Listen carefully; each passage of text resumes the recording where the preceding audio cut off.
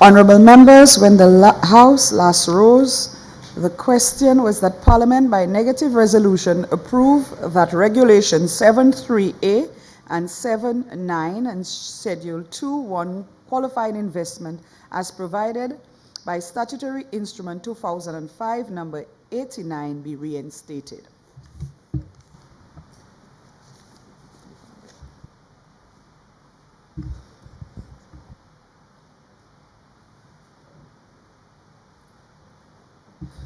Honourable Minister for Economic Planning and Member for Pt3 South East. Thank you, Madam Speaker.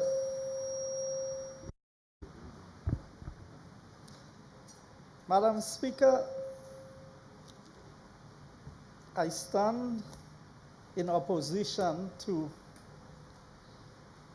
this proposed negative resolution to amend some of the changes made to the CIP program or the regulations governing CIP. Madam Speaker, I've sat here for the better part of this afternoon and listened to try and make sense out of what the concerns are as it relates to the CIP program. Madam Speaker, the least that we can do as parliamentarians in this honorable house is to maintain some consistency. Or if we have changed our position on a particular matter, to be able to come out clearly and articulate that we have changed our position or our thinking. Madam Speaker, CIP project or program is an issue of trust. Can you trust the government that is implementing the CIP program? And it is clear that the opposition does not trust this government by everything that they have done. But they need to come to understand, Madam Speaker, that they are in opposition. And they had their chance to govern. Madam Speaker, I raised issues about CIP in this honorable house. When there was a rush to pass the legislation and to pass the act, and we did not know what would be the regulations governing it, what did the member for Beaufort South say to me? Don't worry, it's going to come to the House.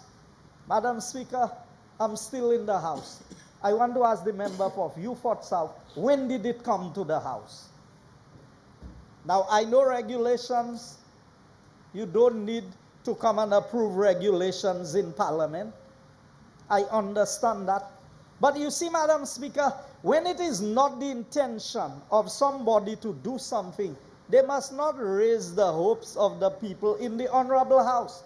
Because, you know, I listened to the member for Beaufort South, and he said somebody had to convince him about CIP, as if he expects me to believe that. If I know one thing about the member for Beaufort South, what he wants to do, that's what he does. I don't know who has that capacity to convince the member for Beaufort South, if he is not inclined to go in a particular direction, to go in that direction. So to try and make me believe, as a member of the House, well, you know, I'm not sure where I stand on CIP. I never really wanted CIP, but somebody convinced me to go with CIP. I mean, that's the essence of what I gathered. And you know, what is interesting about the debate on this negative resolution is the member for Beaufort South has not even touched on the points raised by the member for Pt3 South, on the concerns that he has.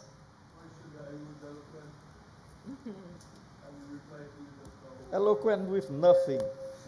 No substance. You know, Madam Speaker, you would expect, as the member for Choiseul indicated, that if there were concerns, genuine concerns about CIP would be raised.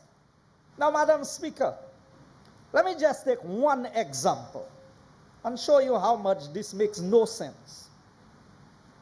500 cap for the year. Now, I would not employ any of you to be a salesman for me. Because my business would go bankrupt. You are telling me, and let's look at it, because sometimes we try to make this thing look like rocket science. There's basic common sense in this. Madam Speaker, there are times when the market, when it's a buyer's market, there are times when it's a seller's market.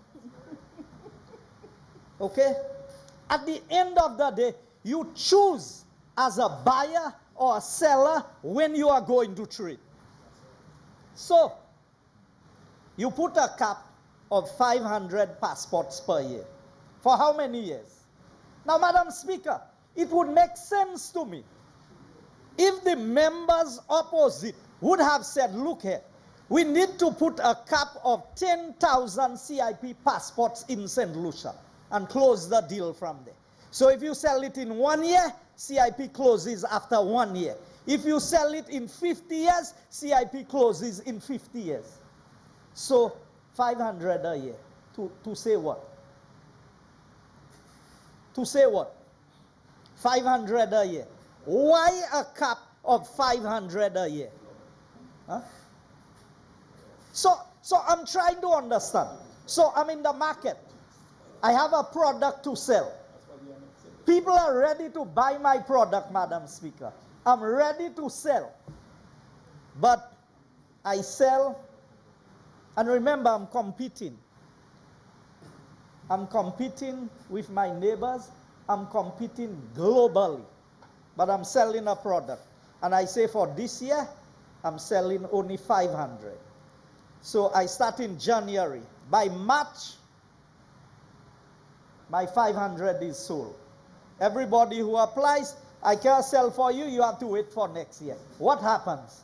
You think people sitting there waiting for you if they want citizenship by investment?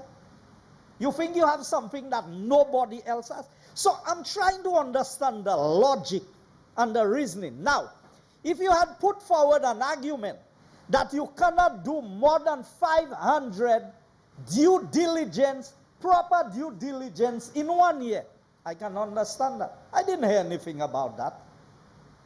All I'm hearing is we put a cap for 1 year. What is the reason for the cap?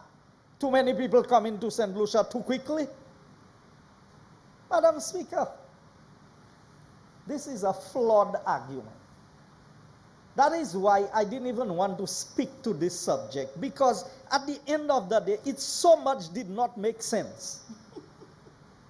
But at the end of the day, how do you allow all of this to be said in the Honorable House and say nothing? So take, for example, due diligence. And I'll make a couple points, Madam Speaker. I said CIP is an issue of trust. Now, I had my concerns when they were implementing the program, because they have proven that they are not a government that can be trusted. And even when they give information in this Honorable House, the information cannot be trusted. The information cannot be trusted. Let me use the member for Castries Central as a point of reference. The member for Castries Central at one time said the member for Vieux-Fort South said something. And he almost had them put the member out, denying that he never said it. And Madam Speaker, I'm establishing a point here, because I want to come to analyze what the information is that is out there. So take the project that the member for ancillary canneries mentioned. about getting CIP approval on this project. And I saw the members, CIP approval. What CIP approval on what project?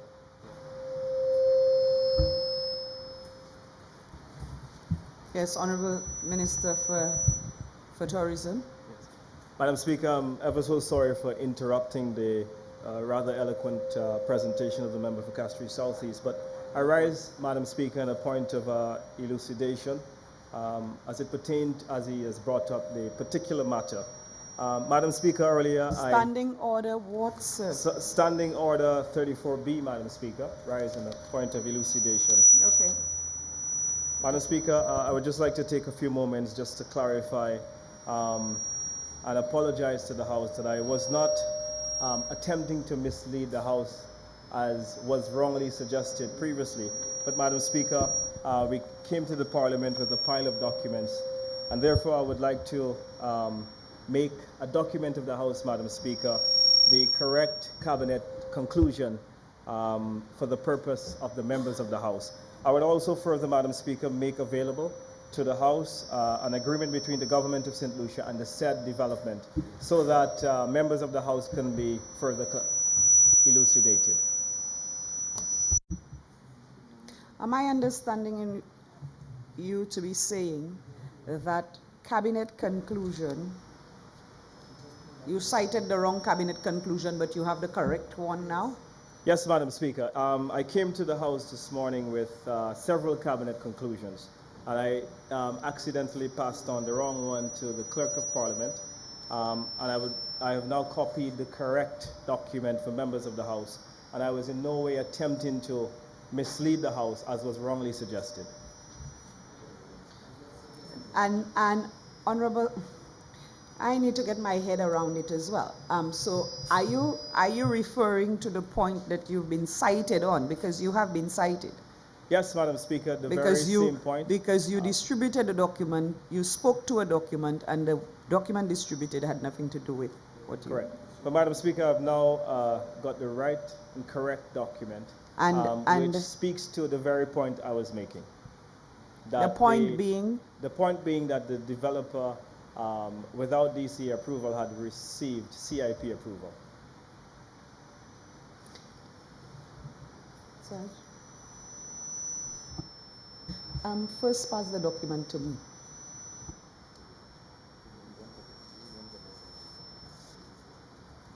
So who was deceiving the house? If that's the case. So if that's the case, who was deceiving the house? Well, she wants...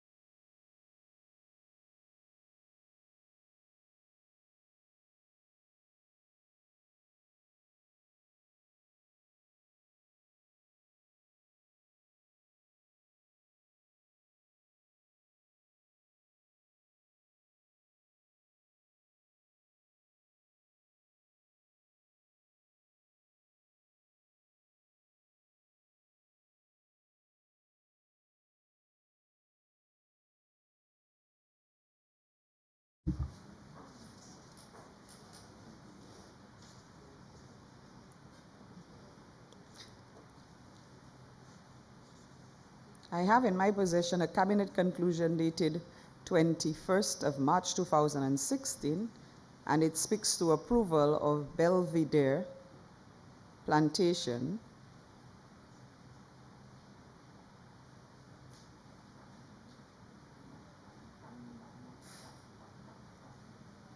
that it has been approved.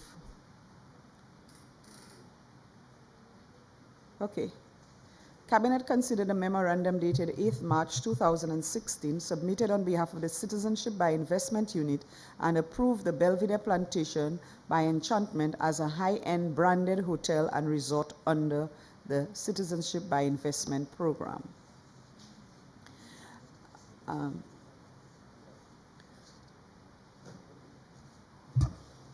Honorable Leader of the Opposition, you raised that point. It was a point you raised, and the honorable member was cited for, of which it was duly noted. The honorable member now has said the wrong cabinet conclusion was distributed, and that the correct one is now being distributed, and it seems it actually brings to the fore the point that he raised regarding an approved CIP project. Madam Speaker.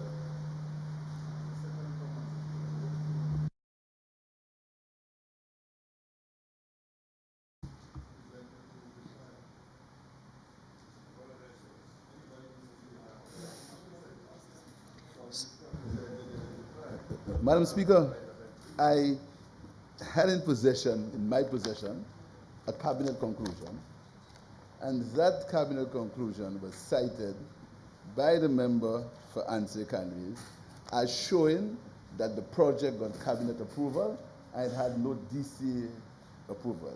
I acted on the evidence presented to me, which was a cabinet conclusion. I was in no position to know that the minister would have brought other documents. Now, since the minister has brought other documents, I want to suggest that the minister must be a little more careful in his utterances. He has been doing so for a while. So in this regard, since the document that he showed was incorrect, he'll have to agree that it was incorrect, and once he agrees that it was incorrect, I will withdraw my citation. Madam Speaker.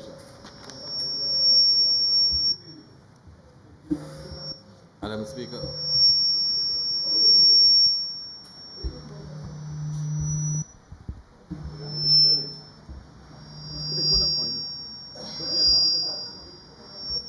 Should you vote before committee?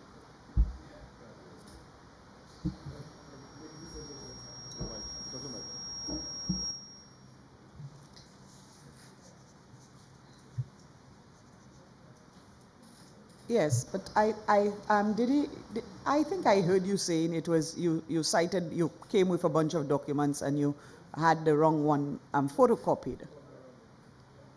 So what I just want to clarify, Honorable Leader of the Opposition, is the fact that he did indicate that he had photocopied the wrong document, and I very much agree with you that we need to be very careful that when we bring documents to the House and we're citing documents, we need to be prudent as to, at the very least, knowing that we're citing the right documents. But then he has then brought and has given an explanation. That is what I'm saying.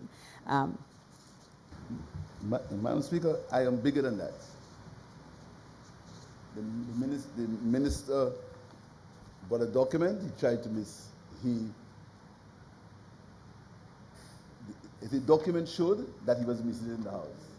He's brought another document which is different. And for all of us can make mistakes, so I've withdrawn my the need to mention or to cite him. Madam Speaker. Madam Speaker, I rise to add to this discussion, Madam Speaker, because the member from Ancillary Canneries said two things. One, that he got CIP approval without DCA approval. And I have, Madam Speaker, which I will circulate to every single member of this House, copy of the approval in principle given by the DCA to the investor. And Madam Speaker, the member from Ancillary Canneries will not get out of it so easily. He stood there and he said, and he's explaining to the House, he had multiple documents before him and he gave the wrong one. What is the relevance of the one that he circulated? He never had the document, Madam Speaker. But secondly, Madam Speaker, he said clearly, and he just repeated it, that the investor was given CIP approval without he ever obtaining DCA approval. That's, Madam Speaker, can I make it a document of the House? Can I make it a document of the House showing where the investor had received? One member is on his feet, one at a time. So, Madam Speaker, there were two matters for which he was going to be cited. Is saying to this honorable House that he had in his possession a cabinet conclusion Madam Speaker, that well, showed, I'll not yield that because showed, that I showed, yielded- Madam Speaker, that, I Madam Speaker, yielded- I need to I share the yielded to a information in the member House. on a point of elucidation. I am trying to understand where does the member from Castries South come into the equation on the point of elucidation. On the point of order. Did you raise an issue when the member made his point? I mean, I yielded to the member for clarification. How does he get? The member responded. How does he get into the equation, Madam Speaker?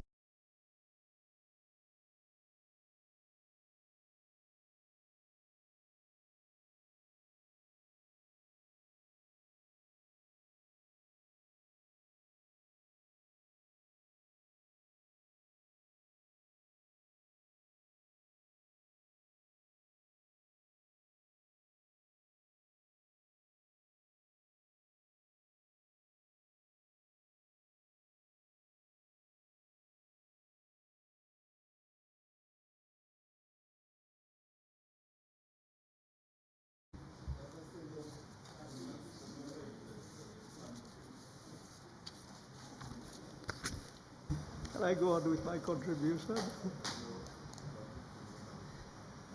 2 points were raised, and it has been brought to the floor, which is very correct. Honorable Minister for Tourism, you made 2 pertinent points because I took note of it and it was passed to the clerk. 2 points. One being that the allegation you made too, you alleged that there was no, cabinet approved the project for CIP. And I will accept that you've brought a document and the Honorable Leader of the Opposition who cited you have stated that, yes, you made an error. The other point you made, you actually made 2 points, was that it was without DCA approval. There were 2 points.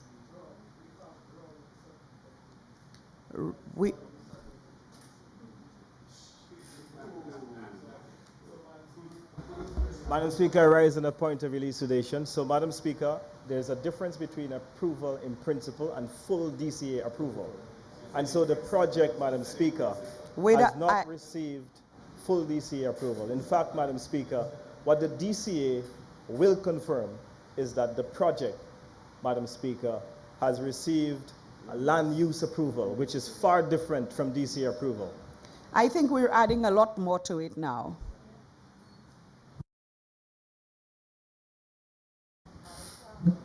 Madam Speaker. One moment, please.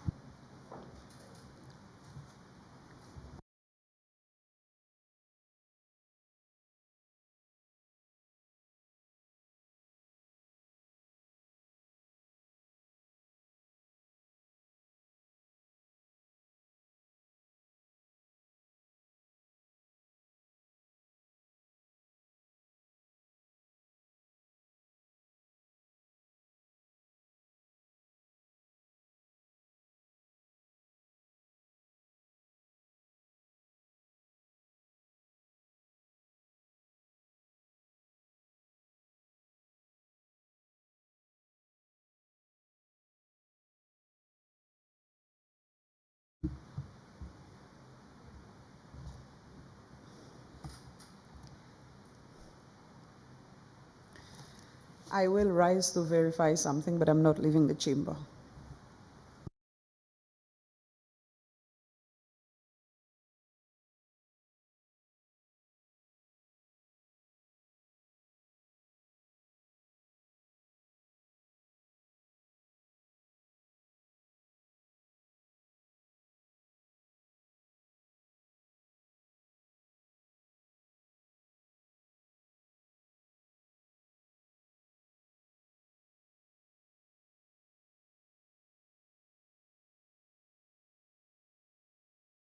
Honorable members, I wish to bring to your attention that this matter will be taken to the Committee of Privileges, which will be investigated.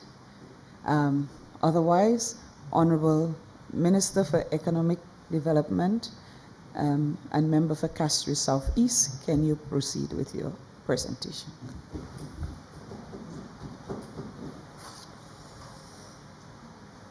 Madam Speaker, I don't know whether I should recommence my presentation or whether I can continue from where I am.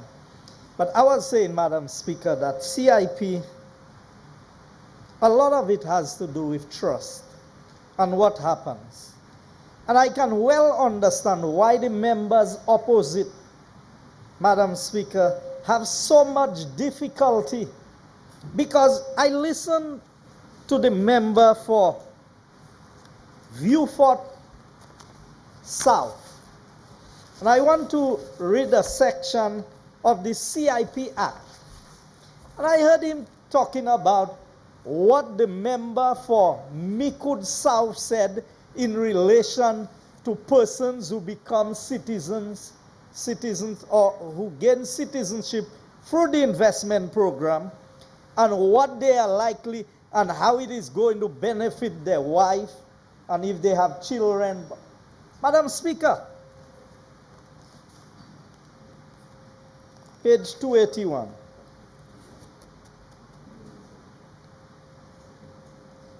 Section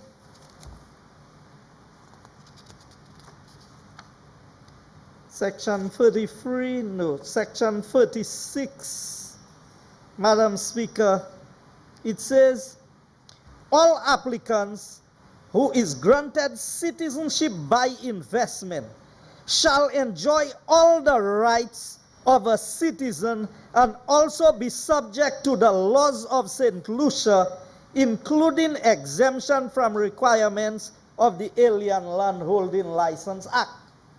Now, Madam Speaker, what is a citizen of St. Lucia entitled to?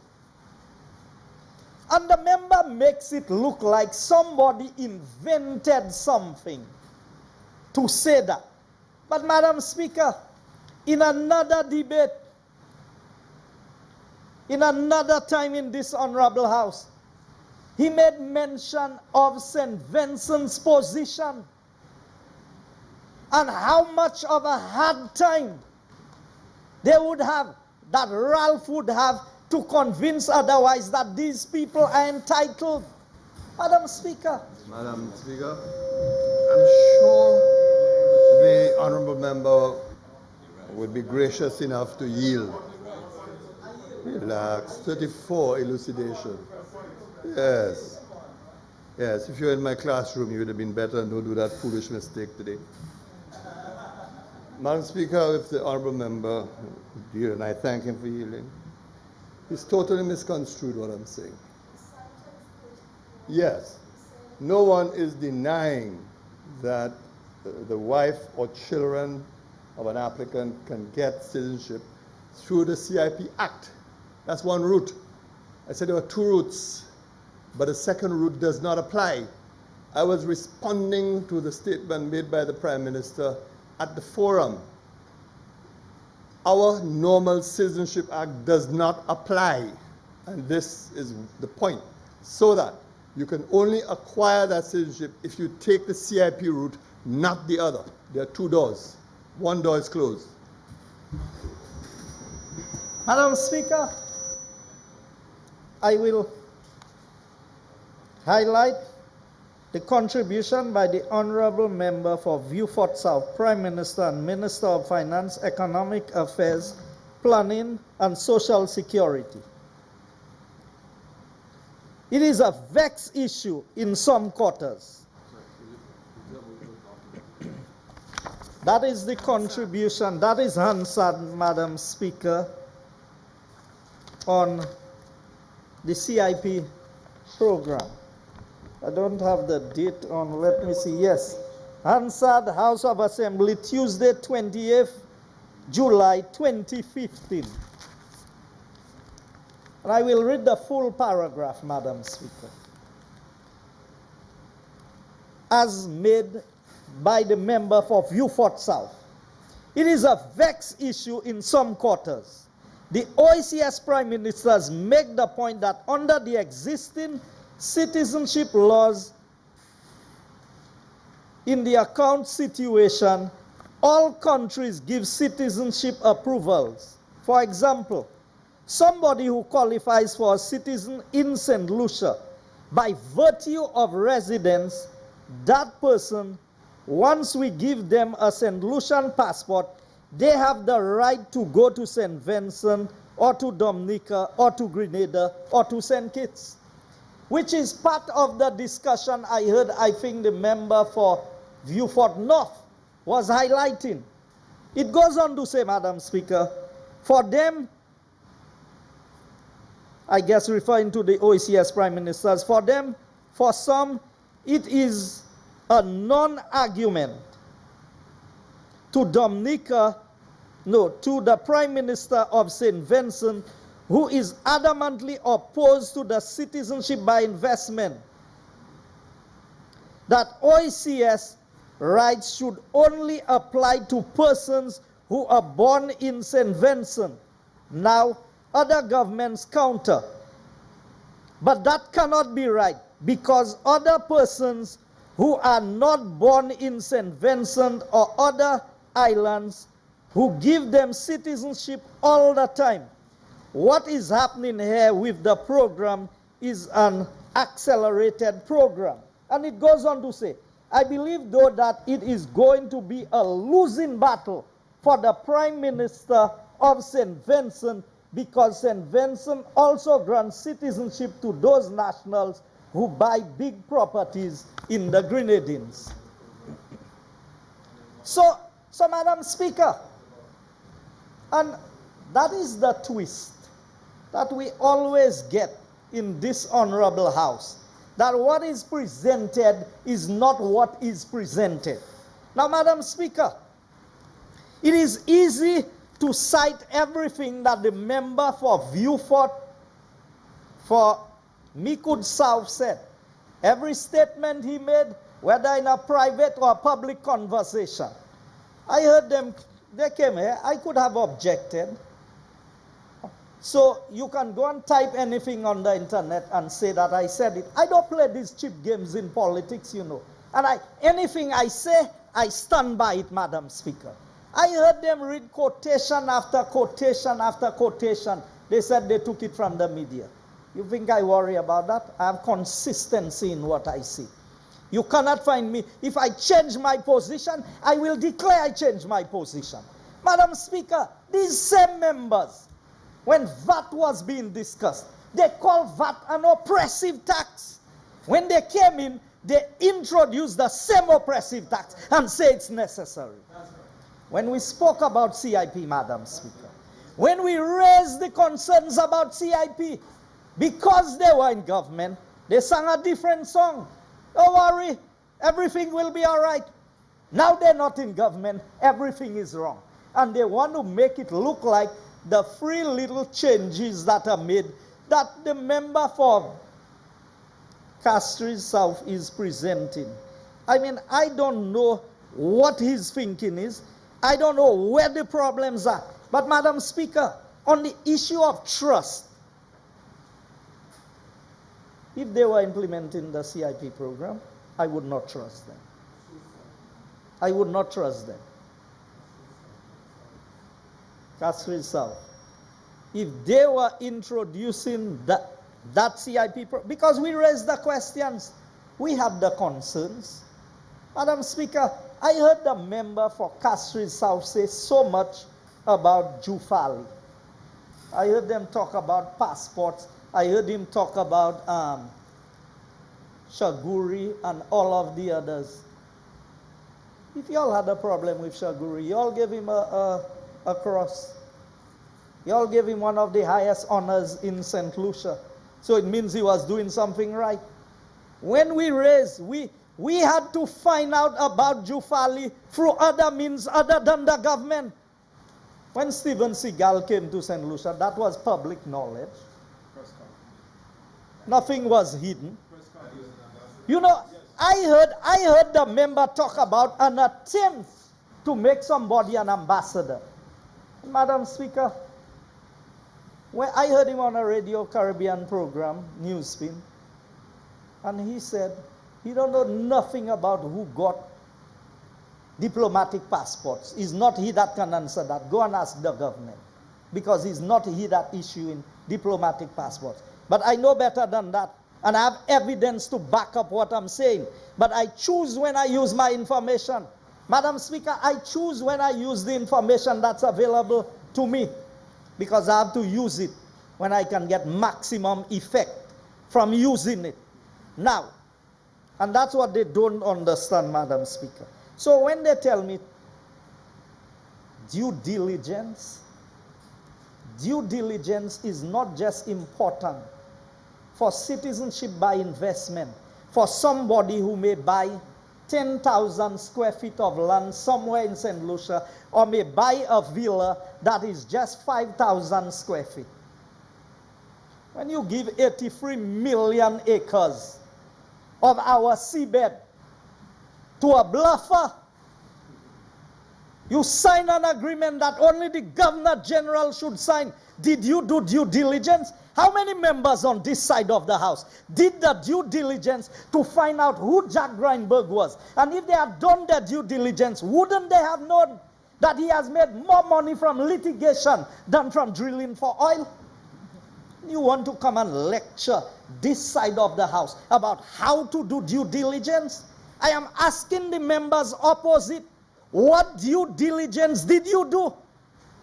And how many millions of dollars are we paying as I speak today to still defend this case in court? You talk about due diligence and high net worth people. High net worth. Nice Rolls Royce.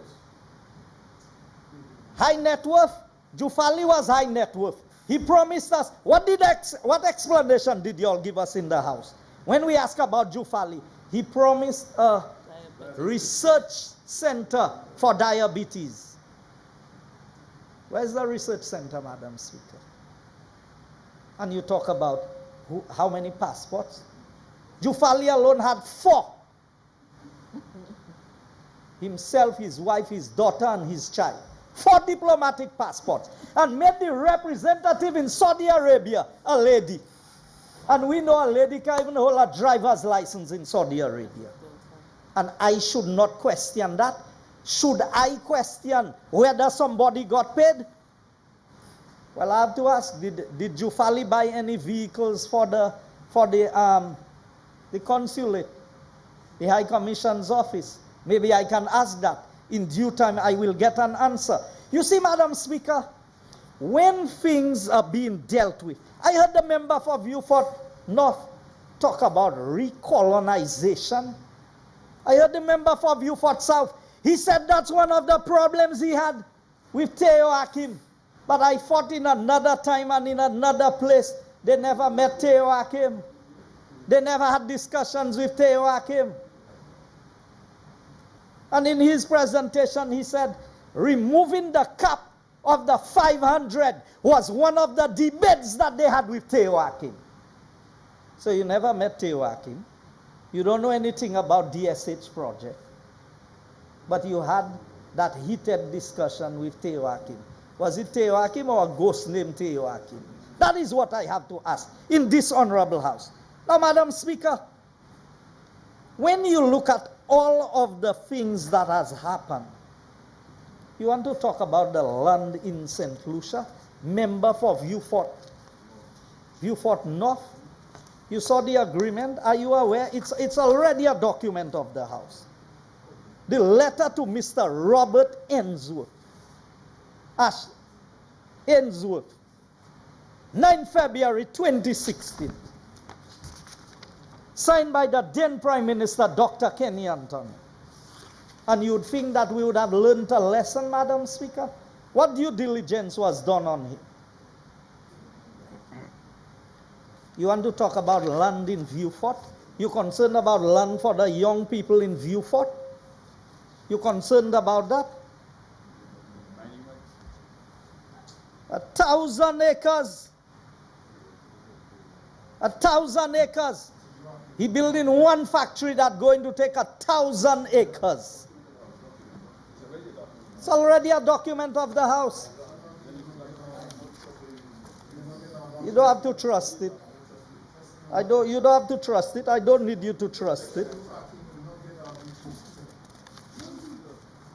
You know, Madam Speaker,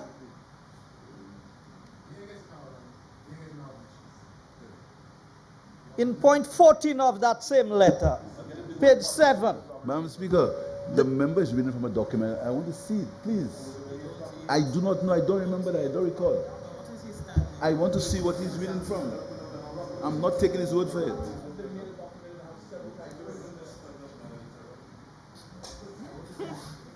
Madam Speaker,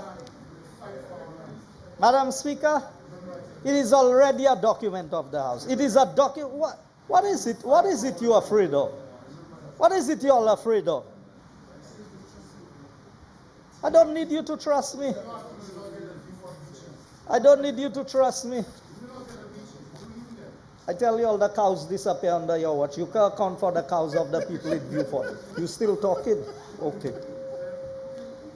The government confirms the rights of the developer to extract and develop all natural resources, if any, that are discovered within the cartilage of any of the lands owned by the developer and the subsidiaries. Now, Madam Speaker, why is that important to me? You know why this is important to me? Because it sends a signal to me that after the Greinberg affair and all of that happened, you would think that a sensible individual would realize maybe I acted in a manner that I should not have. And the Governor General, and we know all of the things.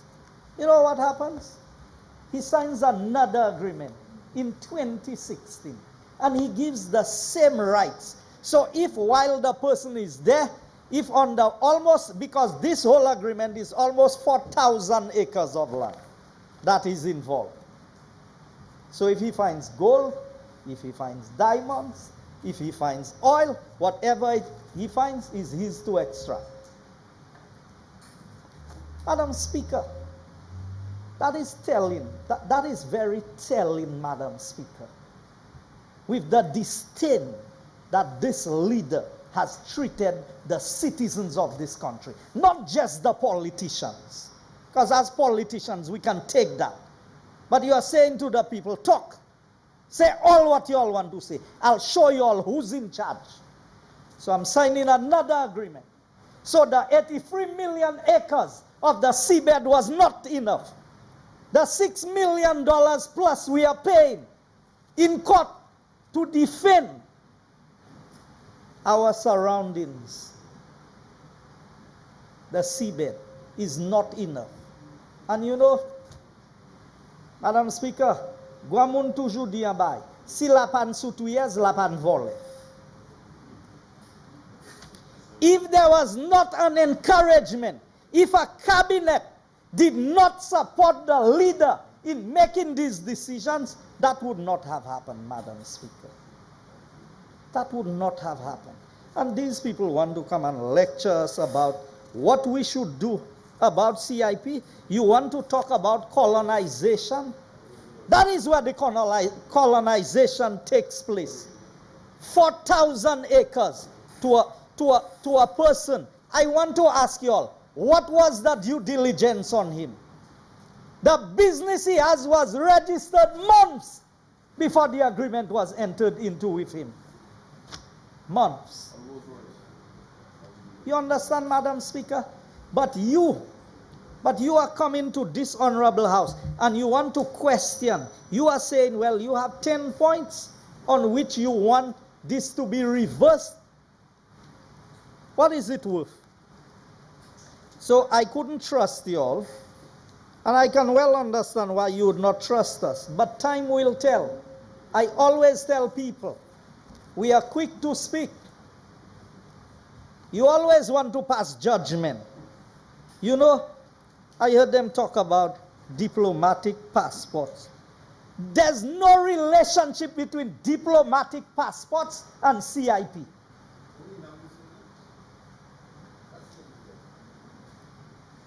No, it's CIP we're selling.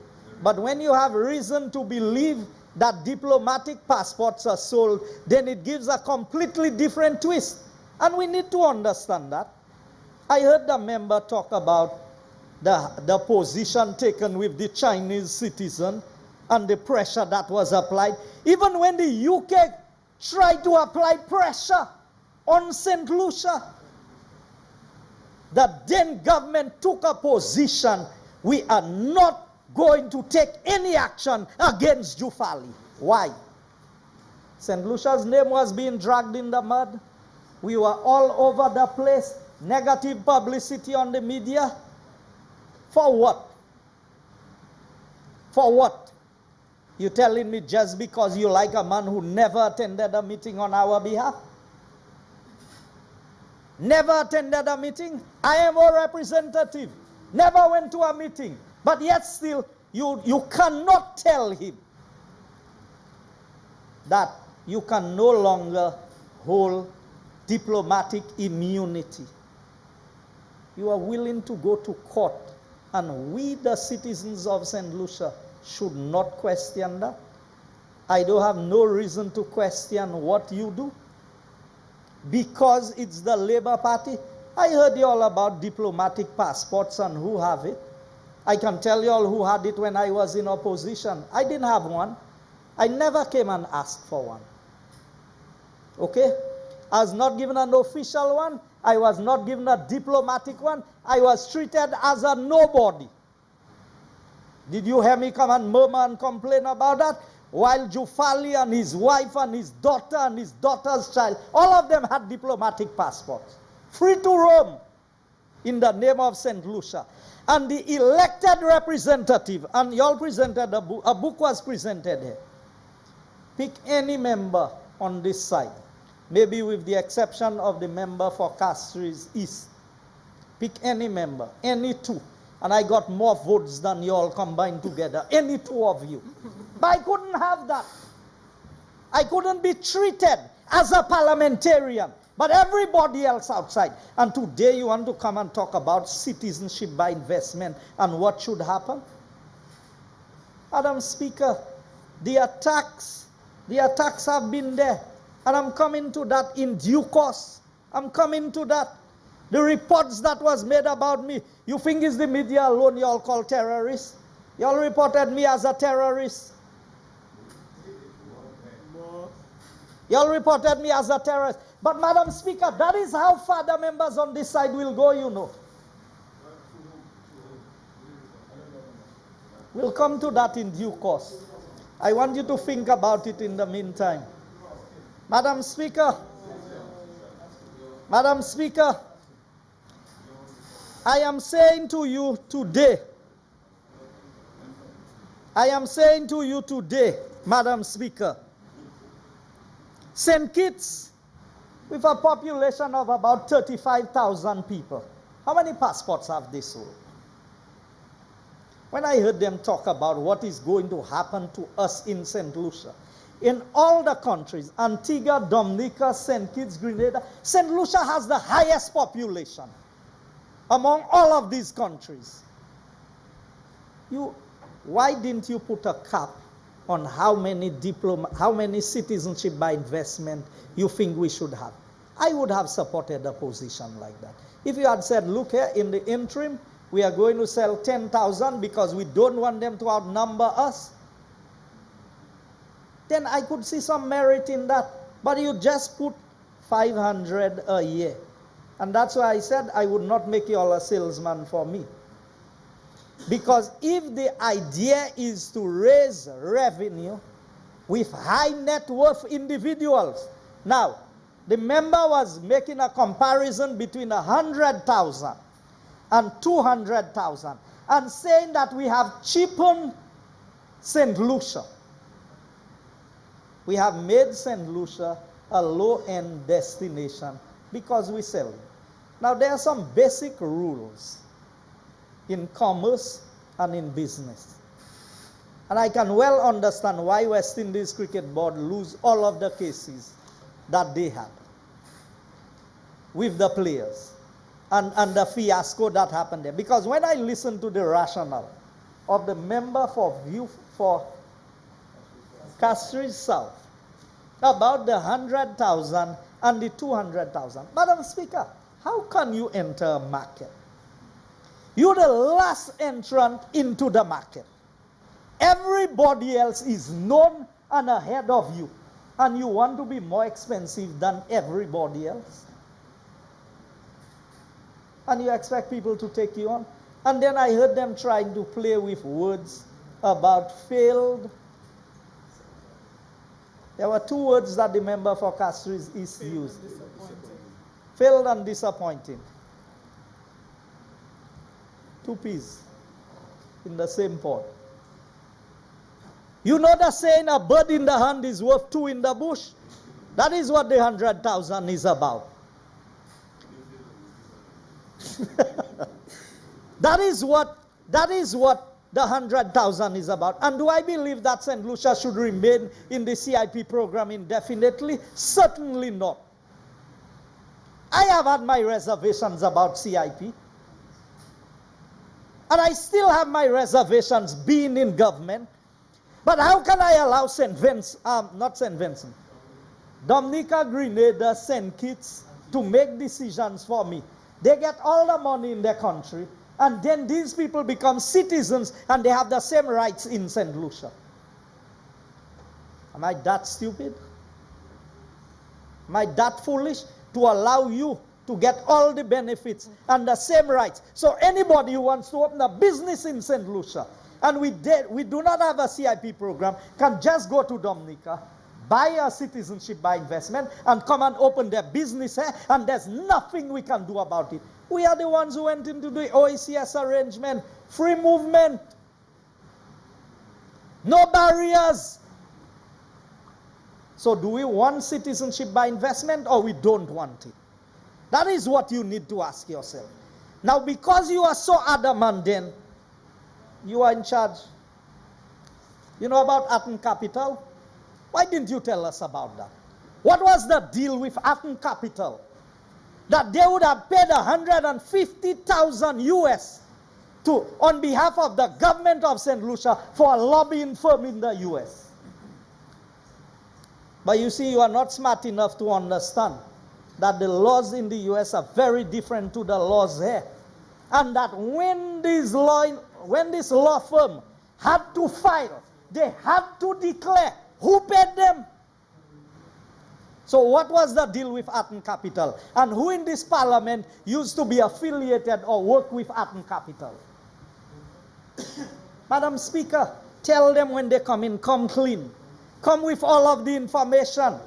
Who was doing what? How did Atten Capital get into the equation on the CIP program? So when we raise questions about certain things that was happening, there were grounds to raise the question. Madam Speaker, as much as people love us, nobody ain't just going and pay 150,000 US for you on behalf of a lobbying firm. What was promised to them? You wanted to imagine everything that had happened. This one you don't have to imagine. You can just tell us. Tell us. I'm not assuming. I'm saying you are making assumptions. Madam Speaker, through you. The member was making assumptions. I will not say they sold that passport. I will not say they paid that person money. I will not say that. So I'm not saying anything. I'm asking you, what was the deal with Atten Capital? Why did they pay 150,000 US on behalf of the government of St. Lucia? And where is that declared in the books? Because, Madam Speaker, this is the business of the country.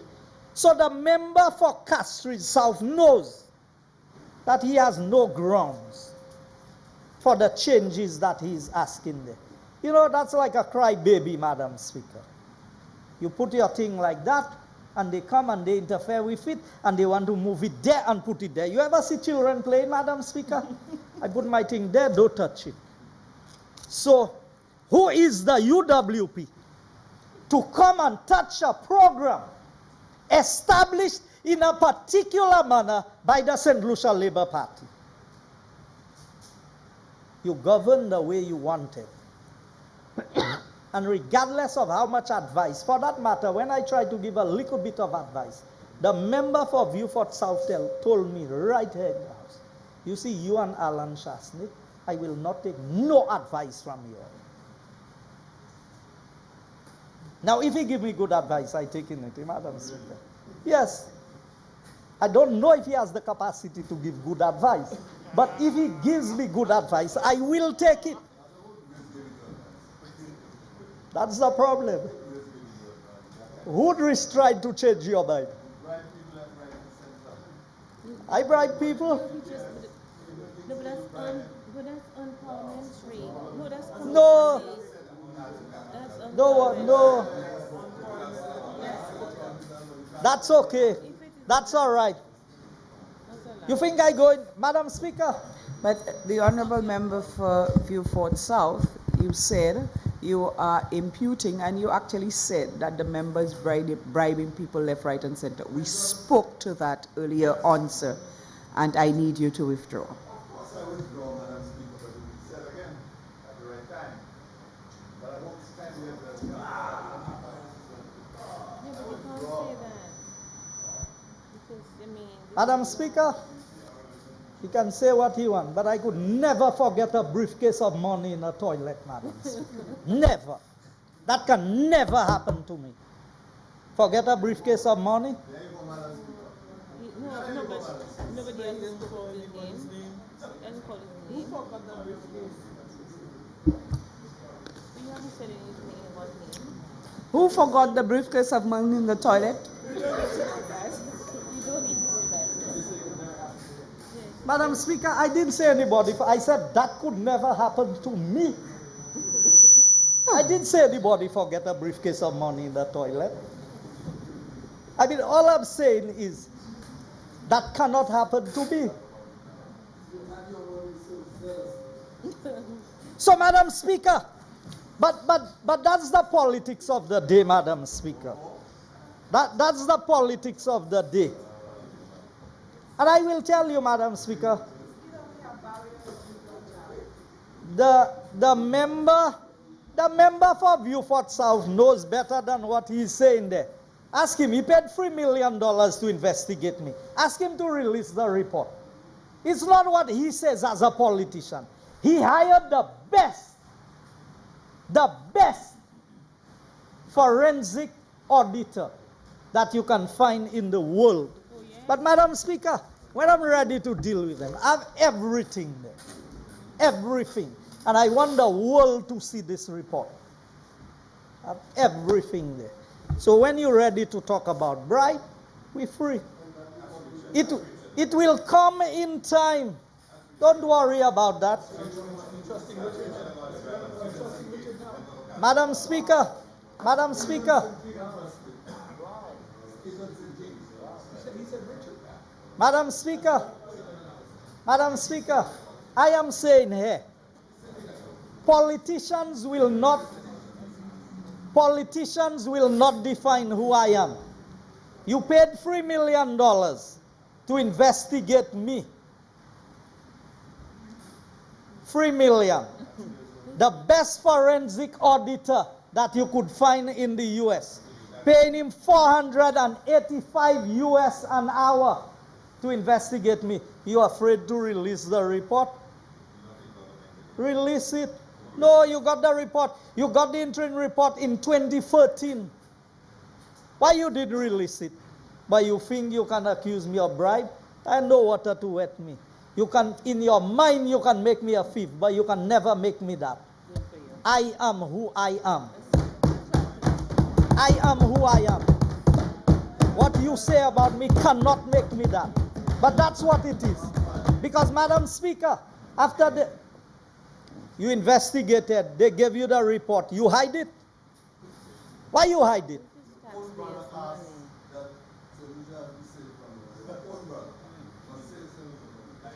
You hide the report?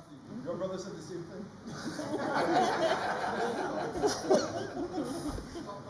He said the same thing. Two brothers said the same thing.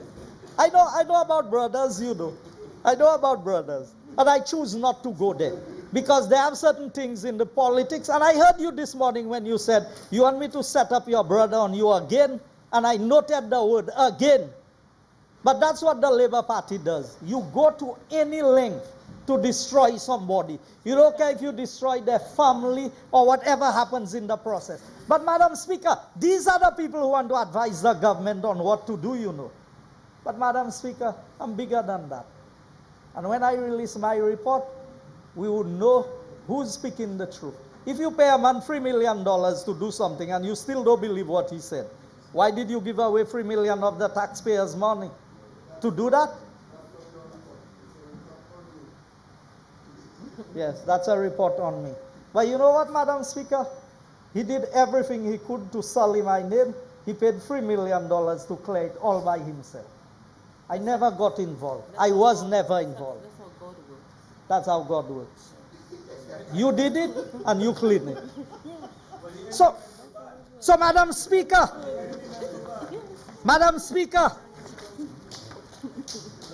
I say here in closing that the members opposite, they are grasping at straws to try and find something to label persons.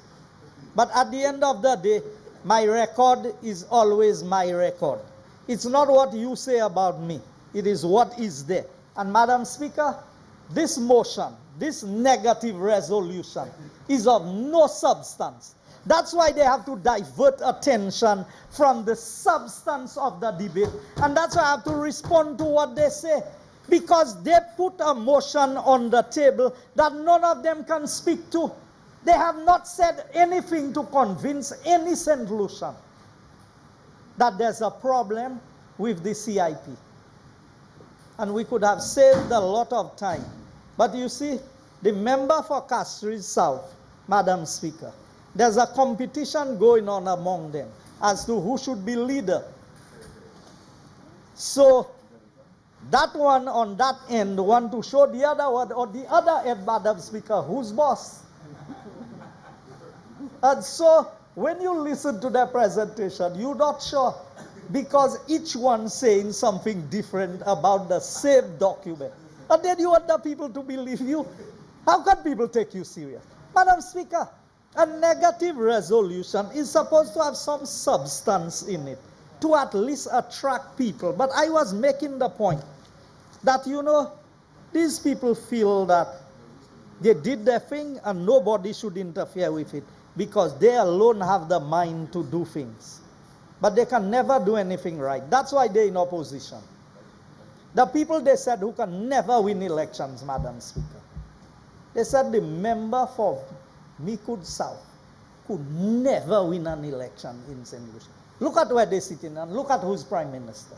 That's what they cannot deal with, Madam Speaker. That's why they come in with all of this thing, negative resolution. They still don't realize they're in opposition. They're not in charge. You had your turn. You failed. And the people rejected you. And they have elected a government they know who can handle the CIP. And I didn't even go into the details of where all the money was going. You giving out our passports and other people control the money. We didn't even know where the money would come in terms of the investment. Ask us how to manage money. That's why we don't lose it in the toilet. Ask us how to manage it. Look at the successful business people you have on this side. And look at those over there. If somebody don't, maybe with the exception of one, if somebody don't give them a job, they can't eat a bread. Look at success. Look at how many independent persons who are. Madam Speaker, these are the criteria that we should use. Show me a track record of success. Every day, every month, somebody have to pay your salary. From the day I left school, I pay in my salary. That is what? That is how you measure success, not what is said inside here. So, Madam Speaker, I know that the CIP program is in the best hands that it can ever be in this region, in the hands of the government of the United Workers' Party. I thank you.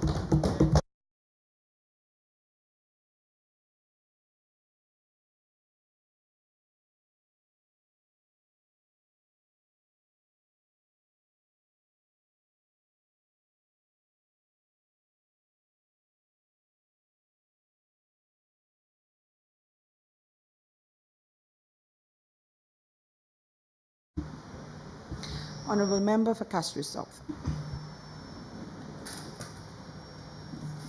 Madam Speaker, am I to assume that you're asking me to rebut at this time? Because, Madam Speaker, during the course of this debate, a number of questions were asked of the minister responsible for citizenship by investment. And one expected that both... Are you saying that, Madam Speaker? Oh, okay. So, Madam Speaker, so the honourable member from Castries South is saying that there is nothing of substance for the Prime Minister to respond to. Madam Speaker, and he speaks about arrogance and disdain, and this is the Parliament of St. Lucia, Madam Speaker. This is the Parliament of St. Lucia. This is where we account to the people for the conduct of the government, Madam Speaker. And you have an opposition that is supposed to hold the government accountable. To suggest that the government and the minister should not answer any questions in the Parliament speaks a lot, Madam Speaker. And I'm not sure that's exactly the spirit in which, Madam Speaker, we want to conduct ourselves in this honourable House. But, Madam Speaker, I just need to respond to a few issues, Madam Speaker, which were raised. And it's getting late, Madam Speaker, and I feel we still have a number of matters to address, Madam Speaker. The member from Ancillary Canaries, Madam Speaker, made the point, and he asked a question, why should we have asked for a high price for St. Lucia? Madam Speaker, how can you suggest that we should not ask for a premium price for St. Lucia? How can you not say that? And the member from Roselle Saltibus made the point that St. Lucia is in demand because of our beauty and all the attributes that we have. And coming in late, Madam Speaker, does not mean you have to sell yourself as cheaply as possible. But, Madam Speaker, if the logic is true, that the price was reduced from 200,000 K to 100,000 K to be competitive, Madam Speaker. Since then, Dominica has reduced its price in terms of its fees. Antigua has reduced its price. St. Kitts has reduced its price. Are we now going to reduce our price even further to remain competitive, Madam Speaker? Madam Speaker, the logic escapes me. Madam Speaker, we've dealt with the issue of the Boca Group being granted CIP status without having DCA approval, Madam Speaker. And this has been referred to the Committee of Privileges. So I guess, Madam Speaker, it will be examined further, Madam Speaker. But, Madam Speaker, you'll admit that was an unnecessary attack on an investor in St. Lucia. But I guess, Madam Speaker, there probably are reasons for that, and I would not seek to speculate what those reasons are, Madam Speaker. But the member from Ancillary Canaries also said, St. Lucia is becoming so attractive now for investors. And, Madam Speaker, let me explain to you why, for some investors, St. Lucia is becoming so attractive, Madam Speaker. The leader of the opposition and member for Castries East dealt with it earlier, Madam Speaker. And let's go over it again, Madam Speaker. The previous configuration allowed for real estate options, donations, bonds, and enterprise. I think the bonds option has been discontinued. It has not, because you criticize it, the honourable member did criticize it, and there was an announcement that it had been stopped. So if it has been revived, so be it, Madam Speaker. But, Madam Speaker, when persons or individuals apply through the donation mode, Madam Speaker, the legislation provides that that money goes to the National Economic Fund, and we need to approve in Parliament how that money is being used. In the other islands, Madam Speaker, that money goes to the people. It's used to build schools, to build roads. And investors use the real estate option. the real estate option. Under the donation option, Madam Speaker, there are no government fees paid. The donation goes straight to government. But under the real estate option, Madam Speaker, the government receives fees. So the developer would get the 300,000 minimum, but government would get fees, Madam Speaker. 60,000 if it's depends, 50,000. But if it's a family of 4, it could go up. So they receive fees. The minister announced, as well as a developer, that they were changing the model. Now, Madam Speaker, that same developer had signed an agreement with St. Lucia, and he was happy with the arrangement we had. And I'll tell you something, I do not criticize the developer. The developer has received a deal that is the most glorious deal he can ever ask for. That developer is one of the happiest men on the planet right now. And he's excited about St. Lucia. And you know why, Madam Speaker? That developer, for a project of $453 million, would have to find at least 500 investors. Each of the investors would pay 300,000 K. He would pay government 50,000 US. That developer, when he invests and say he buy a suite, he buy a villa, or he buy a room in the hotel, he has to pay government vendor's tax. He has to pay stamp duty. He has to pay a local lawyer for a deed of sale. All of that is revenue to be earned in the country. That investor who's just paid 300,000 qualifies for citizenship. According to the law, he can hold it for 5 years. Each of the 5 years, the developer must pay him ROI, return on investment.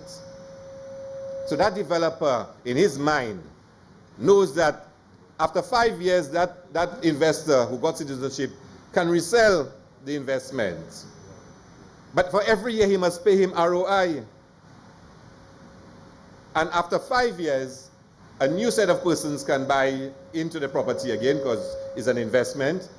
Each new set, Madam Speaker, has to pay stamp duty, vendor's tax, has to pay lawyer fees, and if a local real estate agent is the one who got that new investor, they get real estate commission fees. So the Citizen by Investment Program was supposed to generate an acceleration in the real estate industry. Lawyers across would be making money. Government would be earning government fees on every applicant. Government would also be earning stamp duty and vendor's tax. But the investor was having a major headache. Every year he must pay ROI. He's now been offered a deal by the government of St. Lucia. He's been told, bring in your investors, not as investors, but just as applicants, make a donation of 100,000.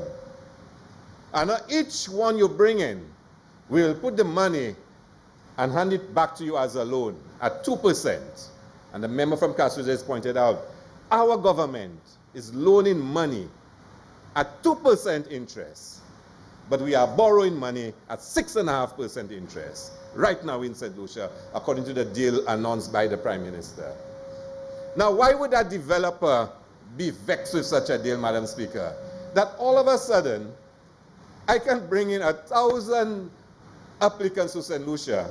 They pay in the money through donation, and the government gives it back to me through Invest St. Lucia as a loan at 2% interest.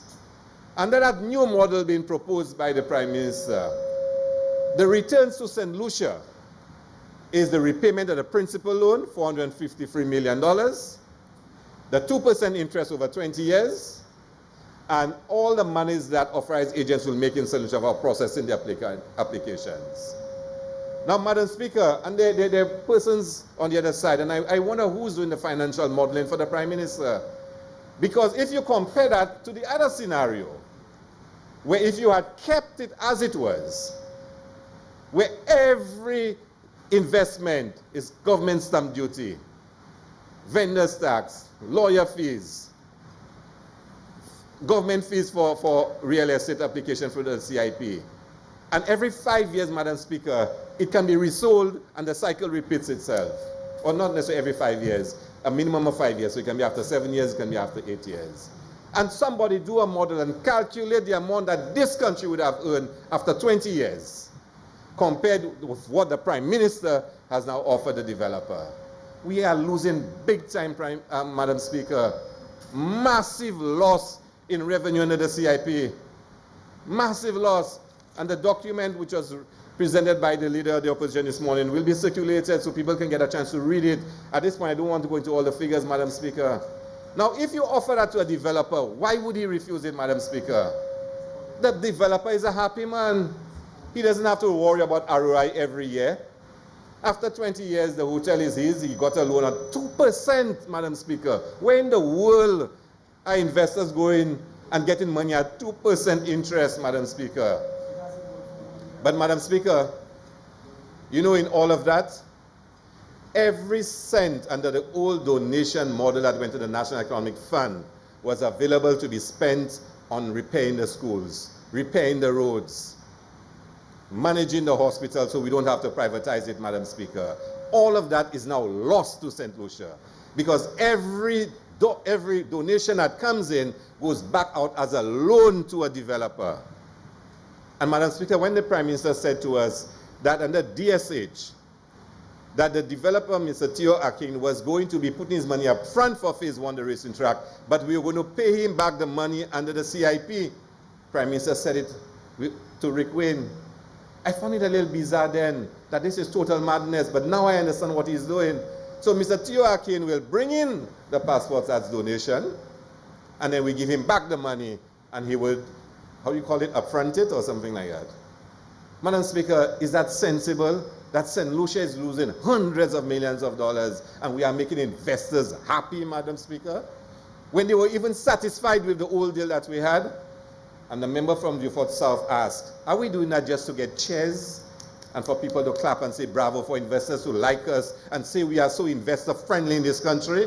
Meanwhile, our school children cannot go to school in Mico North. They cannot go to school in Lakwamengo School, Madam Speaker, because of the conditions of the school. That's money we could have earned for the CIP, Madam Speaker, and for donations. That a member for Mico North would not be under so much stress, Madam Speaker. That is why investors are so happy about St. Lucia, because they found an arrangement that they can take advantage of, Madam Speaker. Now, I'll tell you something, Madam Speaker. I'm not entirely against the idea of a sovereign fund.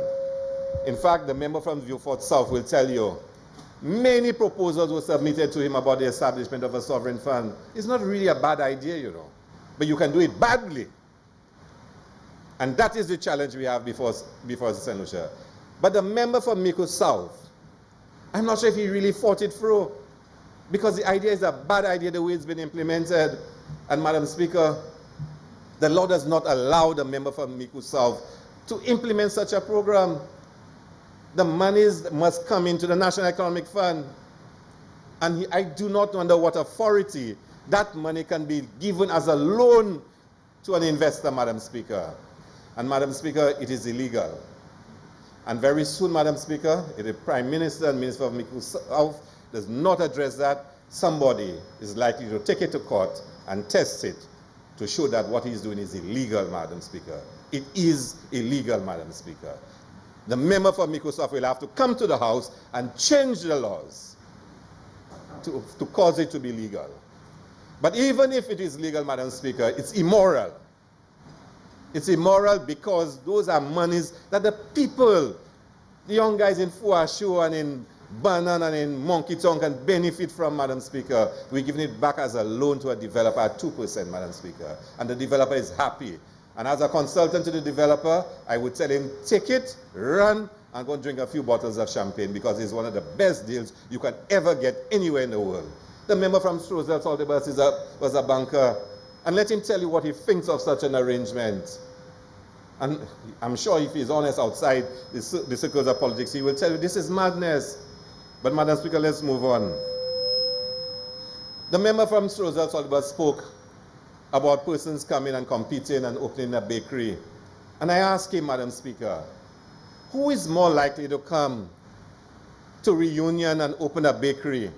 Is it somebody who has paid $100,000 for a passport without having to show any net worth, without having to show any high net worth? Or is it somebody who is one of 500 who paid at least 200,000 K and had to prove he had over $3 million net worth?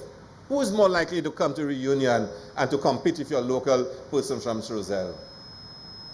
And Madam Speaker, he's right in the concerns that he raised, and the member from Beaufort South raised some of them. But then the changes in the CIP is going to lead to a situation where his worst fears will become a reality, especially in the South, Madam Speaker. Madam Speaker, the member from Castro South East, Madam Speaker, you know, I had resigned myself, Madam Speaker, to always maintain a positive countenance in this House and not really take on the member from Castro South East, Madam Speaker.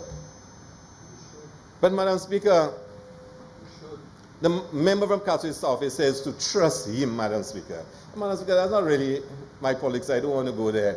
But when the member from Castro South East tells the people of St. Lucia to trust him, Madam Speaker, that they will not trust us, but they will trust him and them for managing the CIP. Madam Speaker, if your brother comes on television and says the things he said about you, how can people really believe they should trust you? When your colleague in Parliament said the things he said about you, how can people really trust you? Now, Madam Speaker, he's a master craftsman at what he does. He is. Let's give him the credit for that. But does he really think he can look at us in the eye and tell us, trust me, I am who I am? I pray every morning with my wife before I leave the house, and God has blessed me. Madam Speaker, if that is blessing, Madam Speaker, then he's really, really in a league by himself. I will not pass judgment on him. All I've said to him, he's accused me. I'll get my day of judgment. But why don't he go and answer Richard Frederick? And not that Richard Frederick is, like you keep saying, he's my boy. Richard Frederick is not my boy. Richard Frederick doesn't need boys. Richard Frederick doesn't need that. But he has said things about the honorable member.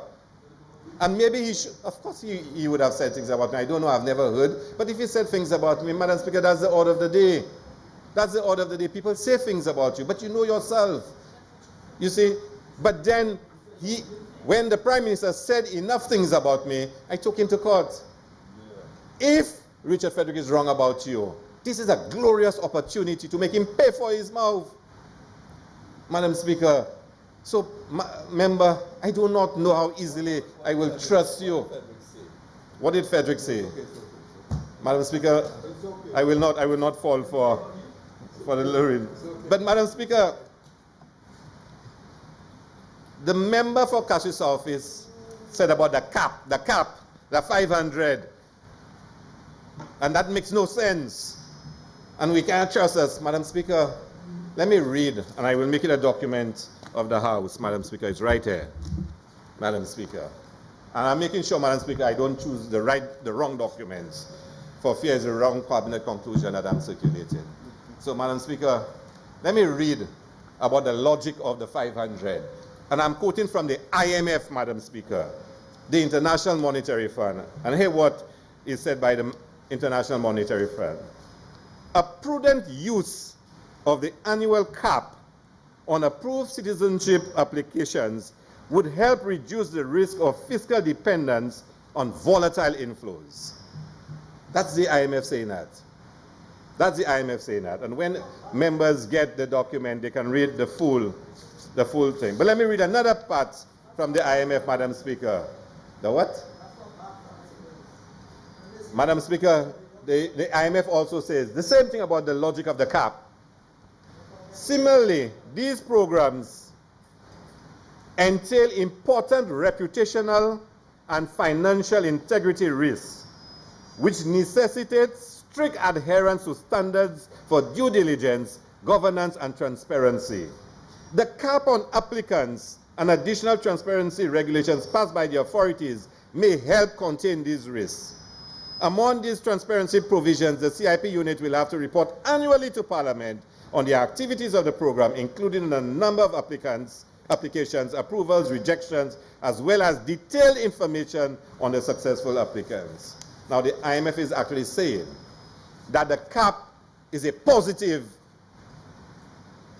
feature of the St. Lucia CIP. And a member from Castries South may wish to read it. I know he will not read it, Madam Speaker. But the IMF has explained the logic of the cap. The same cap, he said, were illogical, and we did not know what we were about. Madam Speaker, the member from Castries South spoke about Atten Capital, Madam Speaker. And Madam Speaker, I will say to you, Madam Speaker, earlier on you asked me to apologize and withdraw. And I did so in the spirit of Parliament and ensuring the Parliament functions properly. But you allowed the honourable member to say quite a few things and impute improper motives, Madam Speaker, to suggest that there was an unholy alliance with Atten Capital and something was wrong. And he said other things too, Madam Speaker. But, you know, that's fine. But let me say something about Atten Capital. The involvement of Atten Capital with the CIP was gazetted, Madam Speaker.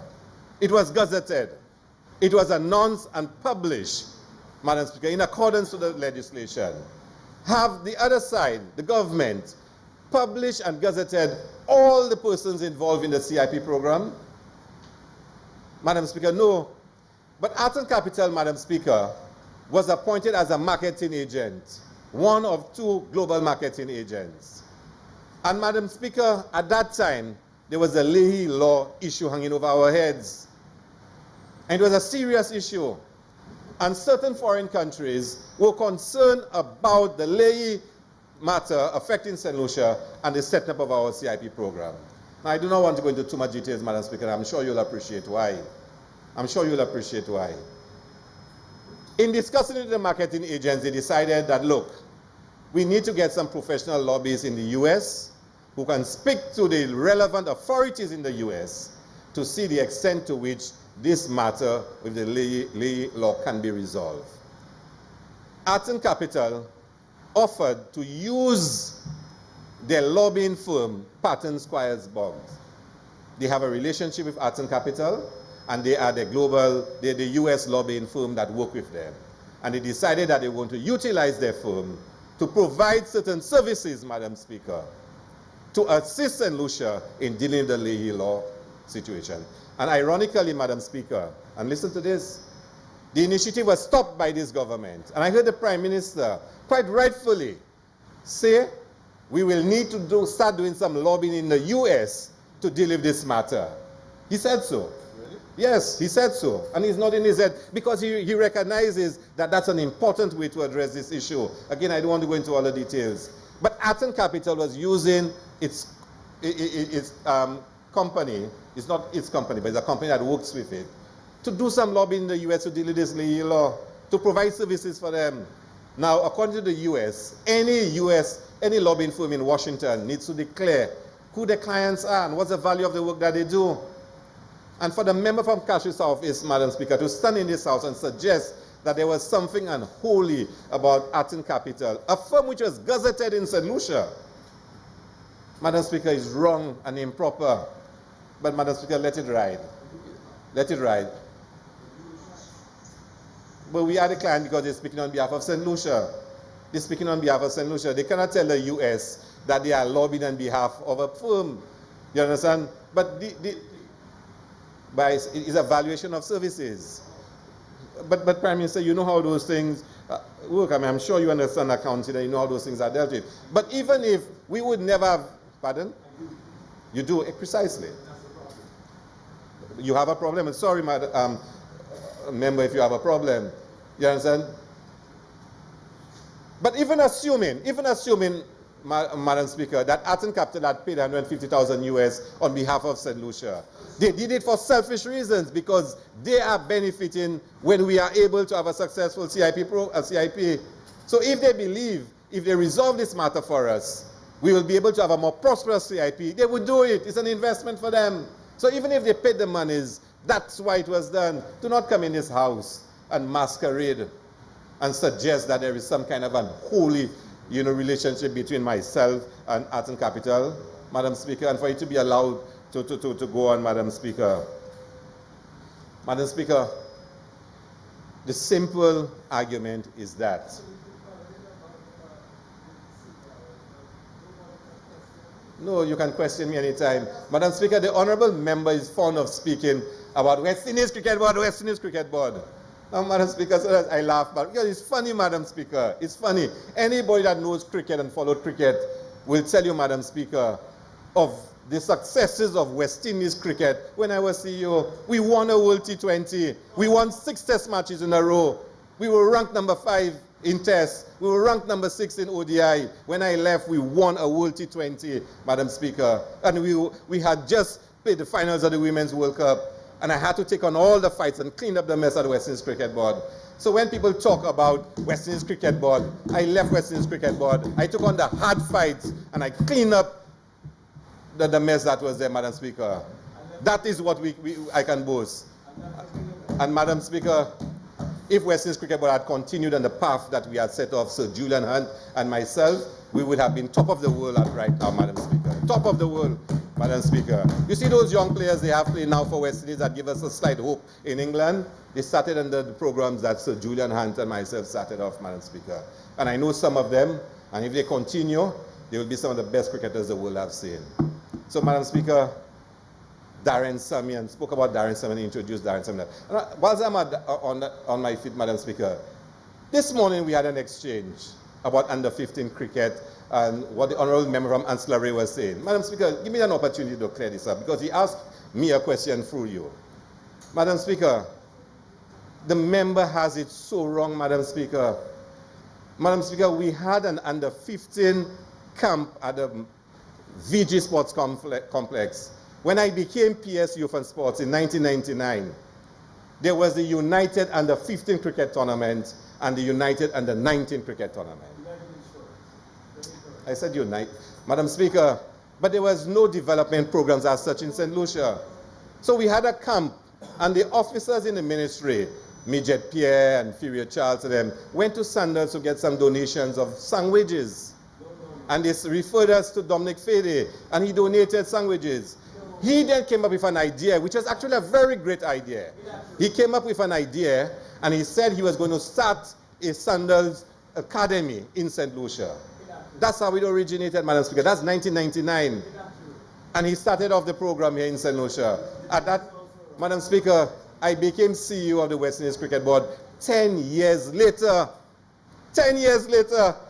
And he's coming to this house and said, when I was CEO of West Indies Cricket Board, he approached me about a program, and he said to me he would help me improve my image by offering me a program that I can implement. Madam Speaker, the member for Ancillary Canaries came to me and he said for the 10th anniversary of the program, he wanted to have a regional program.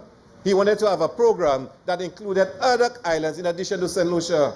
By then we had the digital cricket coaching program that led to the establishment of cricket academies in St. Lucia in the northern part of the island. Digital sponsored those grassroots programs. He wanted to do a program, and I supported his idea, Madam Speaker. Probably the error I made, Madam Speaker, was to take the member of Ancillary Canaries too seriously then, Madam Speaker. But you know what, Madam Speaker? He's become an embarrassment to this Parliament, Madam Speaker. That's what he has become, Madam Speaker. Madam Speaker, because you are immature and you're juvenile and you're childish, the Parliament is a place for serious business. We debate, we argue. But then, Madam Speaker, there's a certain decorum that must be held in this House. There's a certain conduct that must prevail. And, Madam Speaker, I'm sure you will agree with me that the member for Ancillary Canaries does not always uphold the highest standards in this Parliament, Madam Speaker. So, Madam Speaker, the changes that were made have affected the reputation of St. Lucia. It has tarnished the integrity of the CIP program. And a lot has been said about due diligence, Madam Speaker. And like the member from Castries Southeast, who said he's holding his information, I will certainly have an opportunity later on to say more about due diligence, Madam Speaker. So, Madam Speaker, as I end, I ask honourable members to reflect on the consequences of the changes that they have made to the CIP program. We have put forward our arguments asking that they be reinstated. And, Madam Speaker, at this point, as I conclude, I want members to reflect and to be conscious of the decisions that they are making and the consequences on St. Lucia. I rest my case.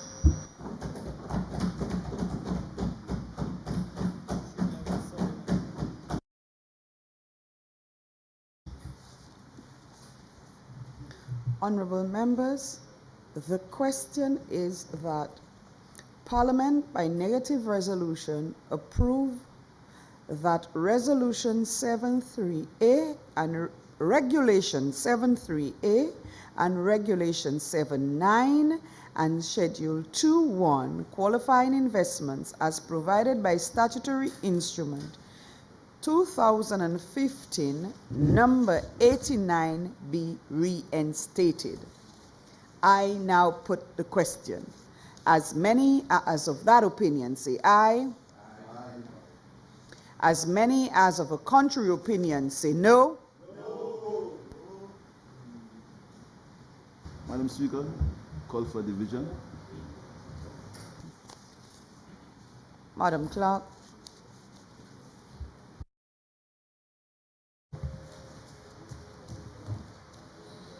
The Honorable Dr. Kenny Anthony, how do you vote? Aye. The Honorable Alan Shasley, how do you vote? No. Honorable Sean Edwards, how do you vote? Aye. The Honorable Dominic Fede, how do you vote?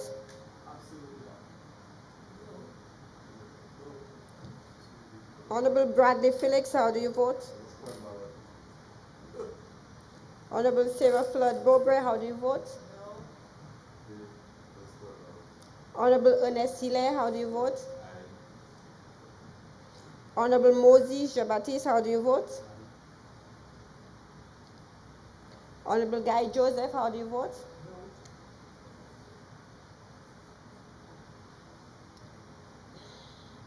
Honorable Philip J. Pierre, how do you vote? Honorable Dr. Gail Rigobot, how do you vote? Honorable Harold Stanislas, how do you vote? No. 1, 2, 3, 4, 5, 6, 7.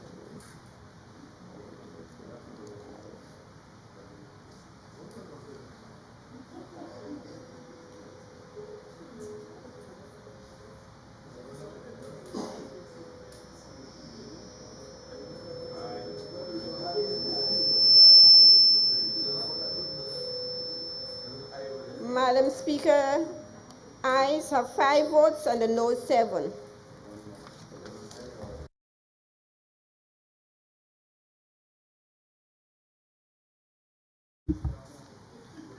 Honorable members, the noes have it, in which case the resolution is not passed.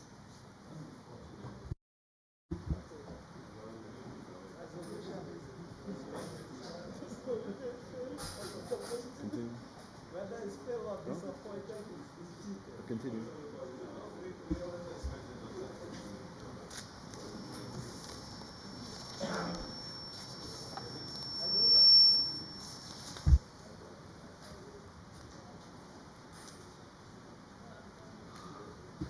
Bills. Honorable Prime Minister, Leader of Government Business. Madam Speaker, I beg to move for the first reading of a bill shortly entitled the Automatic Exchange Financial Account Information Amendment Bill. Automatic Exchange of Financial Account Information Amendment. Honorable Prime Minister, Leader of Government Business. Madam Speaker, I beg to move for the suspension of Standing Order 48-2 to allow the Automatic Exchange of Financial Account Information Amendment Bill to go through its remaining stages at this sitting. Honorable members, the question is that the Automatic Exchange of Financial Account Information Amendment Bill Honorable members, the question is that Standing Order 48-2 be suspended in order to allow the Automatic Exchange of Financial Account Information Amendment Bill to go through its remaining stages at this sitting.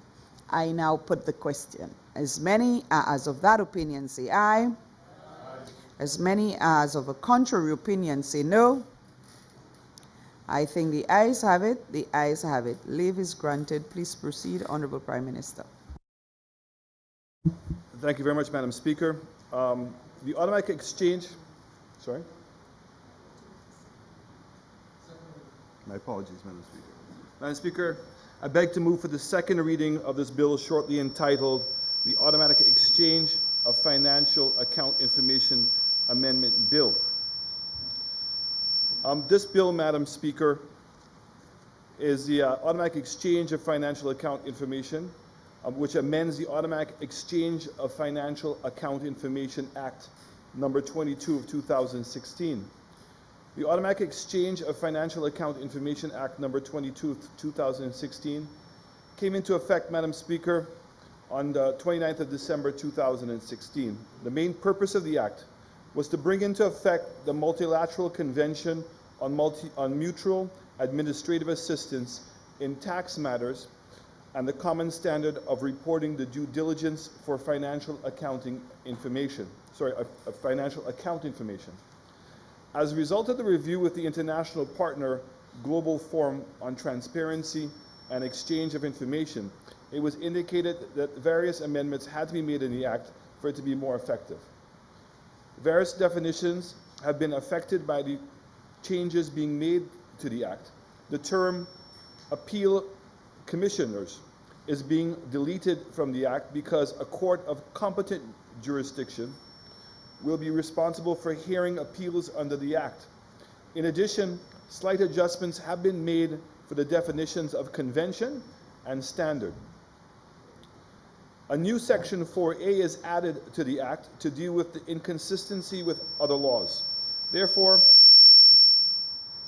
if another law is inconsistent with the Act, the convention and the Act will apply.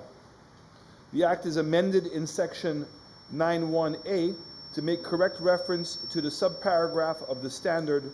Section 9.2 is also amended to remove the word gazette so that the list of participating jurisdictions does not have to be published in the Gazette but can be published in other means in Clause 5 of the bill. Section 10.2 of the Act is amended and to change the date that a reporting financial institution must submit a return from 30th of June in each year to the 31st of July in each year. A new subsection 5 is inserted in Section 10 of the Act to require a reporting financial institution to submit a nil return if it does not have a reportable account for that particular calendar year. Section 22 of the Act is amended to correct the section reference in subsection 1 from Section 20 to Section 21 and to change the reference to appeal commissioners to court of competent jurisdiction. The provisions in subsections 1 and 2 have also been removed from the Act, as these provisions made reference to the Income Tax Act, Cap 1502, and the appeal commissioners. In order to ensure that all references to appeal commissioners are removed from the Act, a general amendment is made to the Act to delete all occurrences of this phrase in the Act. So the recommendation, Madam Speaker, is that the Automatic Exchange of Financial Amount Information Bill be made to make these changes to automatic exchange. So, Madam Speaker, the primary act, the Automatic Exchange of Financial Account Information Act, was enacted in 2016, as we said, as part of the obligations agreed to when St. Lucia signed the Multilateral Convention on Mutual Administrative Assistance Tax Matters. The Act facilitates the collection of financial account information, which may assist in the prevention of tax evasion and other illicit activities. The financial institutions are stipulated by this Act to ensure the collection and maintenance of financial information of all persons, with the exceptions of U.S. citizens and residents who are covered by the Intergovernment St. Lucia and United States America Act of number 19 of 2016. The Amendment Act seeks to correct minor errors to ensure the collection of the account information as required, the dates of collection and submission to the competent authority, and the specified financial institutions to report. One of the key amendments to the Act is the insertion of the new Section 4A, which stipulates that the Act shall prevail where there is any inconsistency between the Act and the convention of the act shall prevail where there is any inconsistency between the act or the convention or any other act. The amendment to section 9 removes the need to the Gazette, which I indicated. So, Madam Speaker, these are technical amendments to the act, which are to strengthen the act and to be able to bring more consistency to the act. So I seek the House's approval to proceed with these amendments.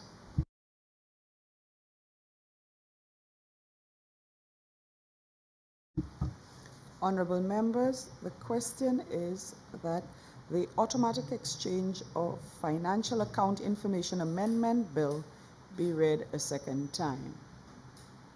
I now put the question. As many as of that opinion say aye. As many as of a contrary opinion say no. I think the ayes have it. The ayes have it. An act to amend the Automatic Exchange of Financial Account Information Act number 22 of 2016 and for related matters.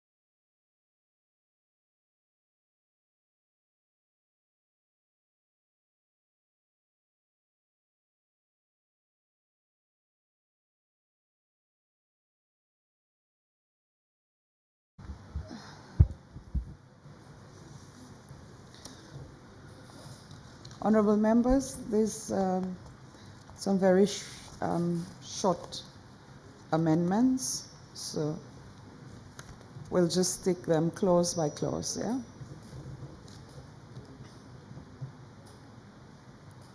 Clause 2. Interpretation. Clause 2 stands part of the bill. Clause 3. Amendment of Section 2. Clause 3 stands part of the bill. Clause 4. Insertion of new Section 4A. Clause 4 stands part of the bill. Clause 5. Amendment of Section 9. Clause 5 stands part of the bill. Clause 6. Amendment of Section 10. Clause 6 stands part of the bill. Clause 7. Amendment of Section 22. Clause 7 stands part of the bill. Clause 8. Amendment of Principal Act. Clause 8 stands part of the bill. Clause 1. Short title. Clause 1 stands part of the bill. Honorable members, the question is that do rise and report the bill. As many as of that opinion say aye. Aye. As many as of a contrary opinion say no. I think the ayes have it. The ayes have it.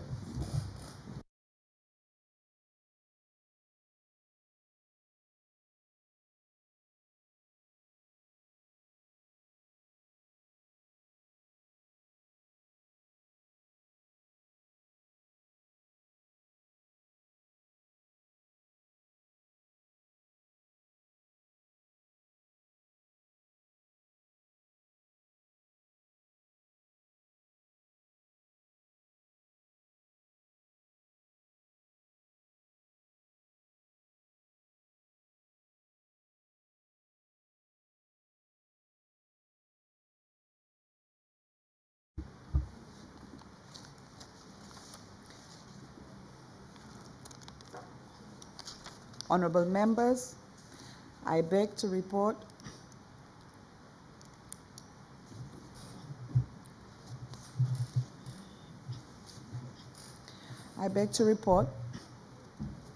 that the automatic exchange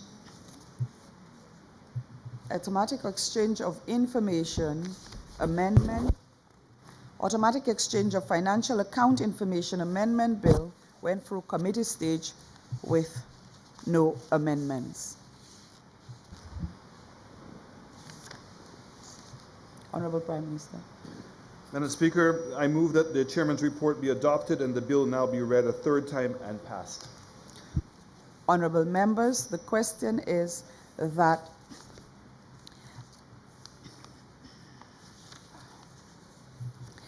the automatic exchange of financial account information amendment bill be now read a third time and pass. I now put the question. As many as of that opinion say aye. As many as of a contrary opinion say no. I think the ayes have it. The ayes have it. Be it enacted by the Queen's Most Excellent Majesty, by and with the advice and consent of the House of Assembly and the Senate of St. Lucia, and by the authority of the same as follows. This act may be cited as the Automatic Exchange of Financial Account Information Amendment Act 2017.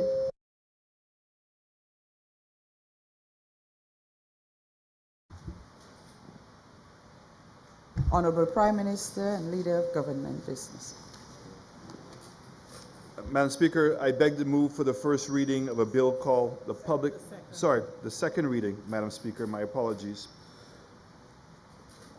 For the second reading of a bill entitled the Public Finance Management Bill.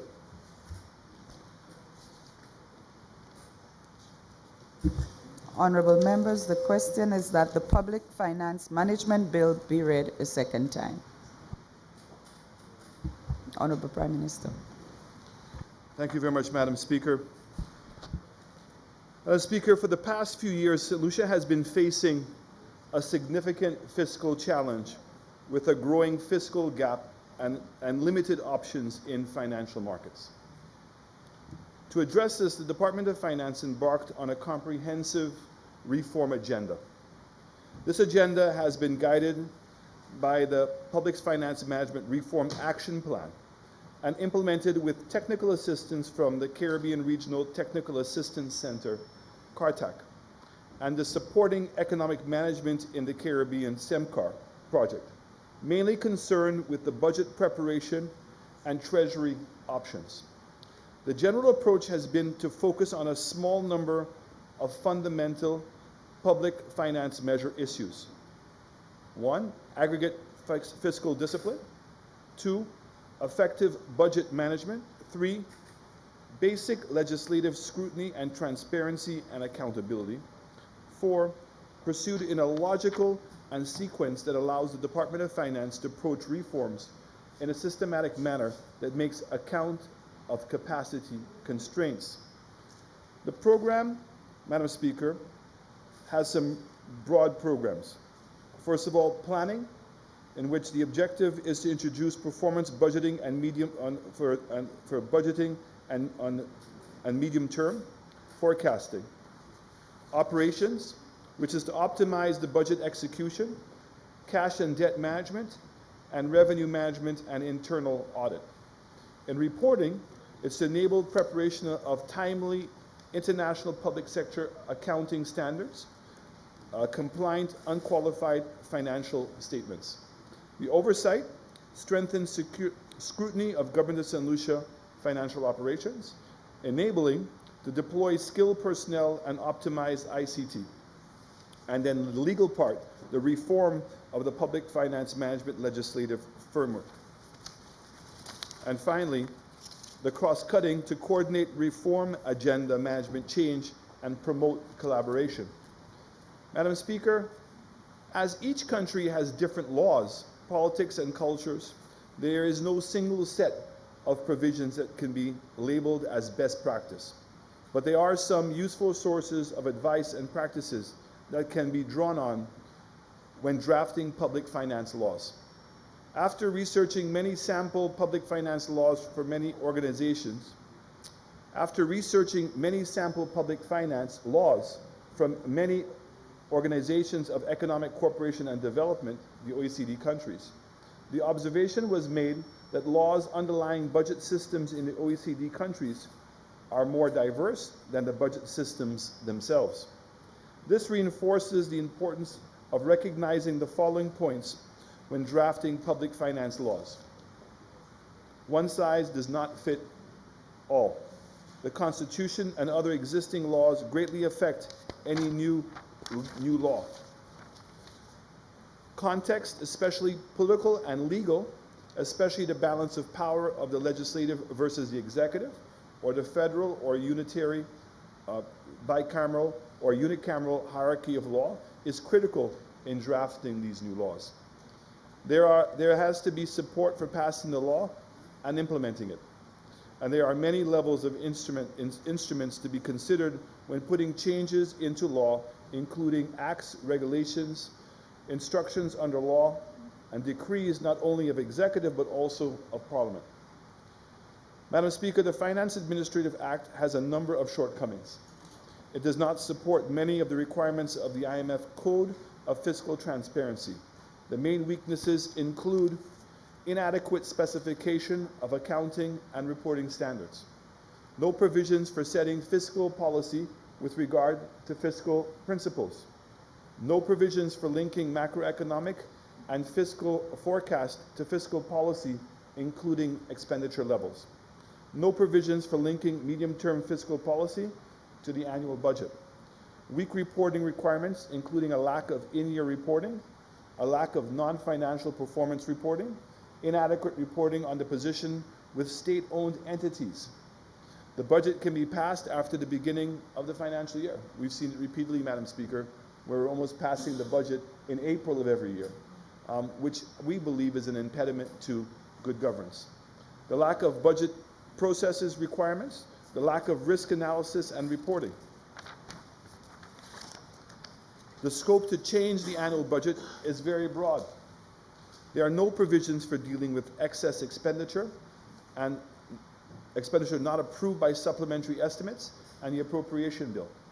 So, Madam Speaker, the Act deviates from the recommended 10 principles for budget laws put forward by the OECD and the IMF advisory papers. The budget can be enacted after the start of the financial year in a routine way, which not as an exception. No requirement to include all revenues and expenditures in the annual budget on a gross basis. Appropriations and classification for the budget are not finalized in the Draft Finance Administrative Act. A balanced budget is not required. Accountability is undermined by the lack of reporting requirements. Transparency is compromised by the lack of reporting requirements. Stability is compromised by a lack of debt objectives framed in the context of regularly updated medium-term budget framework.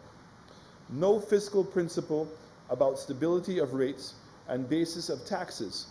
Some countries have this, but may not be suitable for the St. Lucia if the tax system is still evolving.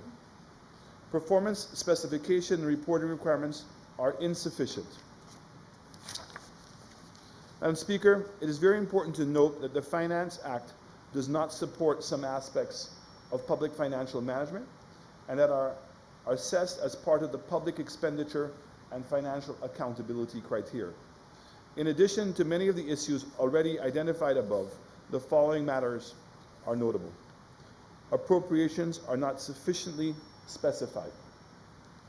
The requirements for the budget documents not fully specified. It does not support policy-based budgeting due to the failure to link medium-term and annual budgeting. The requirements regarding the management, accounting, and reporting for donor funding are not adequate. Additionally, the Finance Administrative Act does not support the publication of many of the budget and reporting documents in the Open Budget Index list.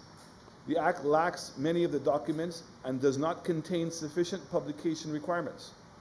The Audit Act of 2008 permits the Minister to delay the laying of the audit report on the government accounts in Parliament.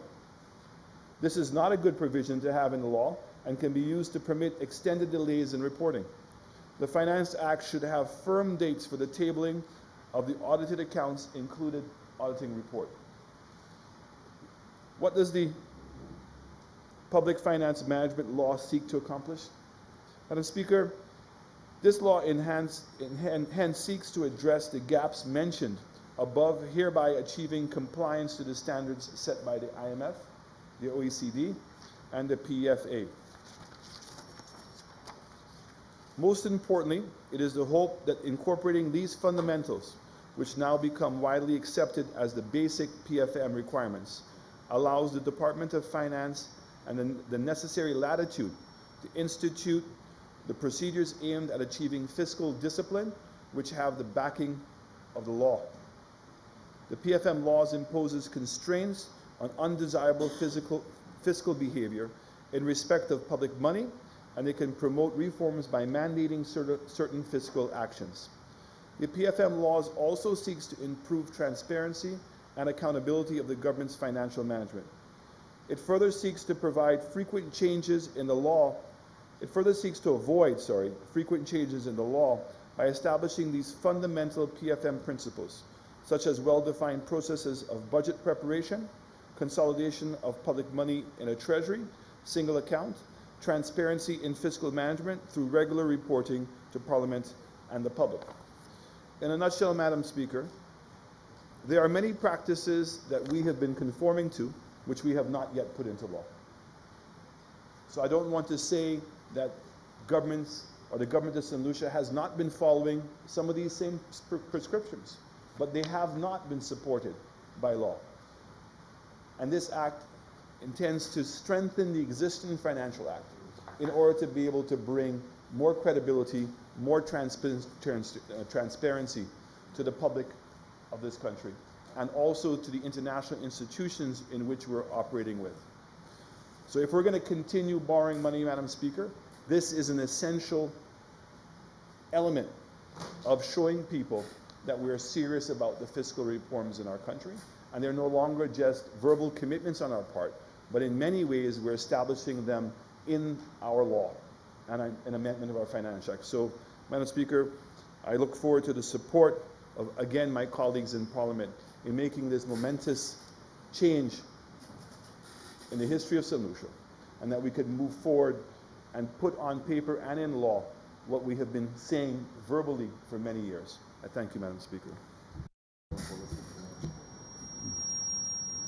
Honourable Member for Vieux-Fort South. Madam Speaker, first I want to apologize to honourable members. I know it's very late, it's 11:15. But this piece of legislation is too important to be treated flippantly or very lightly. There are major and serious defects in this legislation. And I don't know, to be frank, whether the honourable member from Mikus South would wish to proceed tonight with the legislation, or whether, having done a second reading, that he might want to defer it to a later date. Because I genuinely believe that there are some technical issues with this legislation. The second thing is this. The honourable member's historical memory and mine differ substantially.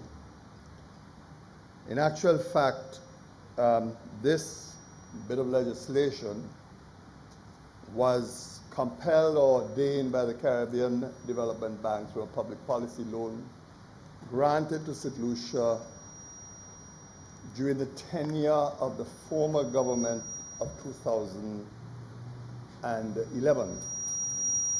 And there were two major pieces of legislation that the Caribbean Development Bank insisted on so that we could have drawn down on that money. The first was the Public Procurement Act, which has been enacted by this House, but to date has not come into effect. And its companion legislation to this act. And then, of course, secondly, this act itself. And I can fully understand, therefore, why that act would have regional content and regional input. So this piece of legislation did not come to Parliament of our own volition.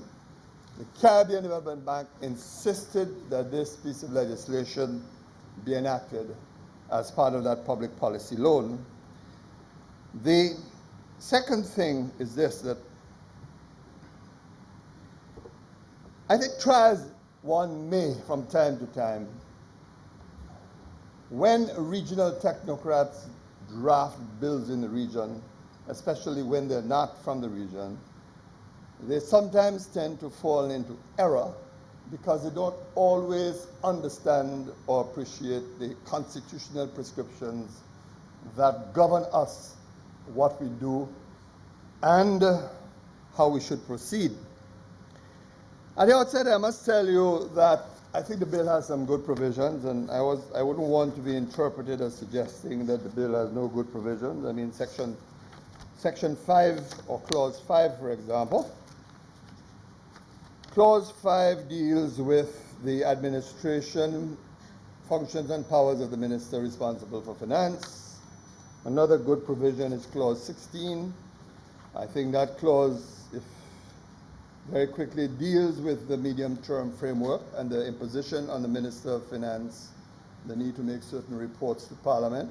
Clauses 16 and 17, and even Clause 23, which requires that the estimates, as soon as it is approved by the Standing Finance Committee, be made available to the general public on any media.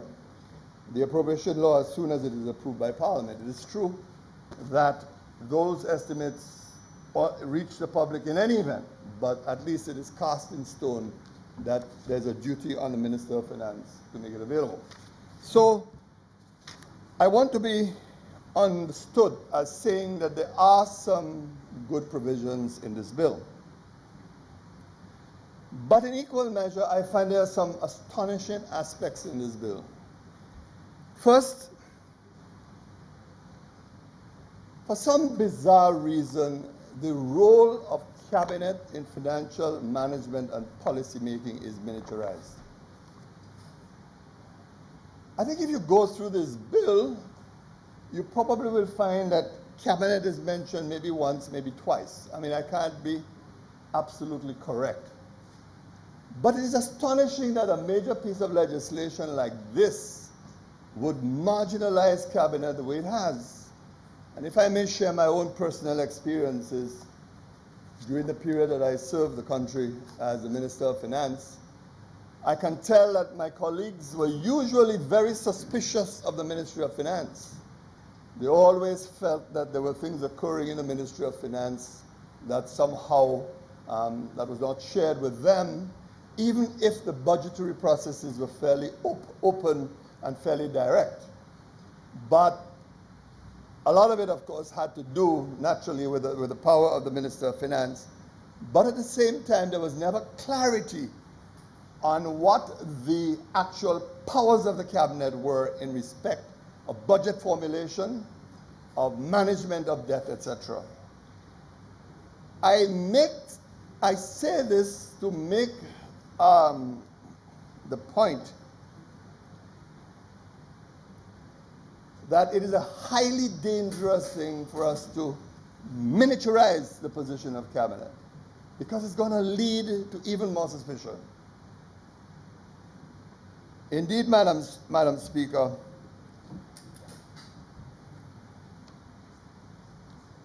consistent with the miniaturizing of the role of cabinet in economic policy formulation, we then find a bizarre accumulation of power by the Director of Finance. I will have more to say about this and point to the sections, and there seems to be some confusion between the role of the Permanent Secretary of Finance, who has overall responsibility for the department, and the Director of Finance, who is supposed to be reporting to the Permanent Secretary. But I will come to that in a few minutes. I will argue that there are some provisions in here that have breached the Constitution. And when I come to that, I will explain why I think those provisions have breached the Constitution and why we need to go back to the drawing board. I want to be very clear. This bill has had a long gestation. We need it. We need to make adjustments. But I think we have to go back to the drawing board. I want to start off with the definition section in the bill. And I'm going to go very quickly because I know time is of essence. Now, as a student, I have always known. Honorable member, I note the. Sure. Madam Speaker, I'm not so sure. I was trying to look in the order paper as to how I would do this, but I just want to say that I concur with the member from View Fort South. This is a very, very important piece of legislation. It is late, and given that there are so many potential contentious points, I think it's worthwhile for us to suspend the continuation of the debate on this matter tonight. I would love to get some points from the honourable member, if I can make it available to the Attorney General or anybody else, in that hopes that we can maybe work something else, or whether we, in fact we go to committee and try to have a discussion. There's no way that our government, my government, is attempting to ram this down the throats of anybody. And I agree with him wholeheartedly that this is a very, very important a piece of legislation. I thought the fact that it had been out there, that we would have had a better discussion on it. It's my misinterpretation. I'm very grateful for him for bringing this up.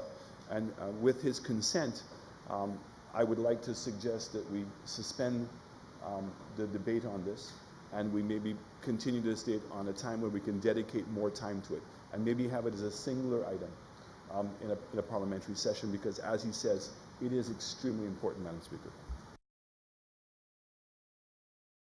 Speaker, I welcome the suggestion that the sitting be suspended to review this bill, but I just want to latch on to a suggestion made by the honourable member. I know that other colleagues of mine have issues with the legislation, and I think it is very important, as you rightly said, that there be consensus on both sides, because this is a very serious piece of legislation with major implications. I mean, a simple example. Provision is made in the bill to insist that statutory boards be accountable. It's a fight all of us have had over the years. But curiously, the bill totally omits government companies. Where do they stand? Because they are as dangerous as the statutory boards. So I welcome the suggestion, but if I may, I want to suggest that we really take the opportunity, as we did with the public procurement bill, put a select committee together, 3 on the government side, 2 on the opposition side, with the technocrats from the ministry in the course of the next few days, and let us go through the bill and share our perspectives and come back and complete the debate. Thank you, Madam Speaker. I think there is concurrence on that, and honourable members, can we put that committee together and it be noted? Yes, Honourable Prime Minister. Madam Speaker, what I will do is, if the leader of the opposition concedes, is maybe he and I can speak over the next couple of days and put that committee together and organize for that committee to meet as quickly as possible. Yes. So, it is very important that the Parliament notes the composition of the committee, sir. And so we'll have to get... If you don't mind, Madam Speaker, I think it's late. What I'd like to do is to consult him, and as soon as we, yes, with the names, we'll advise the Speaker. Honourable Prime Minister, yes, you can advise the Office of the Clerk to note it. So we will then, you'd move for a suspension, and the second reading be suspended or adjourned to a later date. Yes?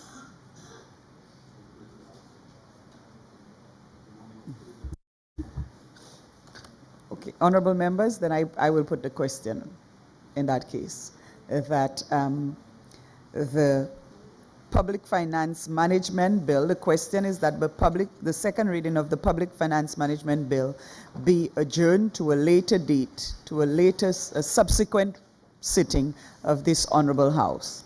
I now put the question. Is met. As many as of that opinion say aye. As many as are of a contrary opinion say no. I think the ayes have it. The ayes have it.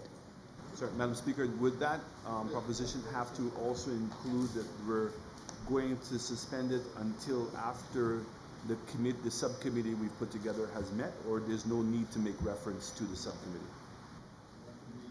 You have, the idea is, Honorable Prime Minister, you meet, it would mean perhaps then the bill is coming amended with amendments to the House when it next comes to the House. No, I was just asking whether it needed to be put in your question. Your question simply said that we were going to suspend the second reading. Oh. I'm asking whether, in fact, the question should Yes, also include correct. there's going to be a subcommittee. Yes. Okay, Honorable, thank you for that correction. Honorable members, the question is that the second reading of this bill be suspended or adjourned to a subsequent reading of the House, but also to allow for a subcommittee, a joint subcommittee of the House to meet, discuss possible amendments, and that the composition of the subcommittee to be communicated to Parliament and thereby work together towards some amendments to the bill in its present form.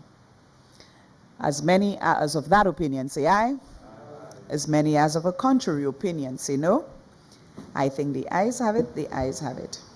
Honorable Prime Minister. Madam Speaker, I beg to move that the House stand adjourned sine die.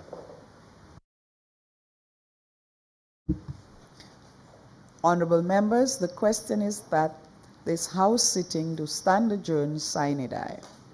I now put the question. As many as of that opinion say aye. As many as are of a contrary opinion say no. I think the ayes have it. The ayes have it. This House to stand adjourned sine die.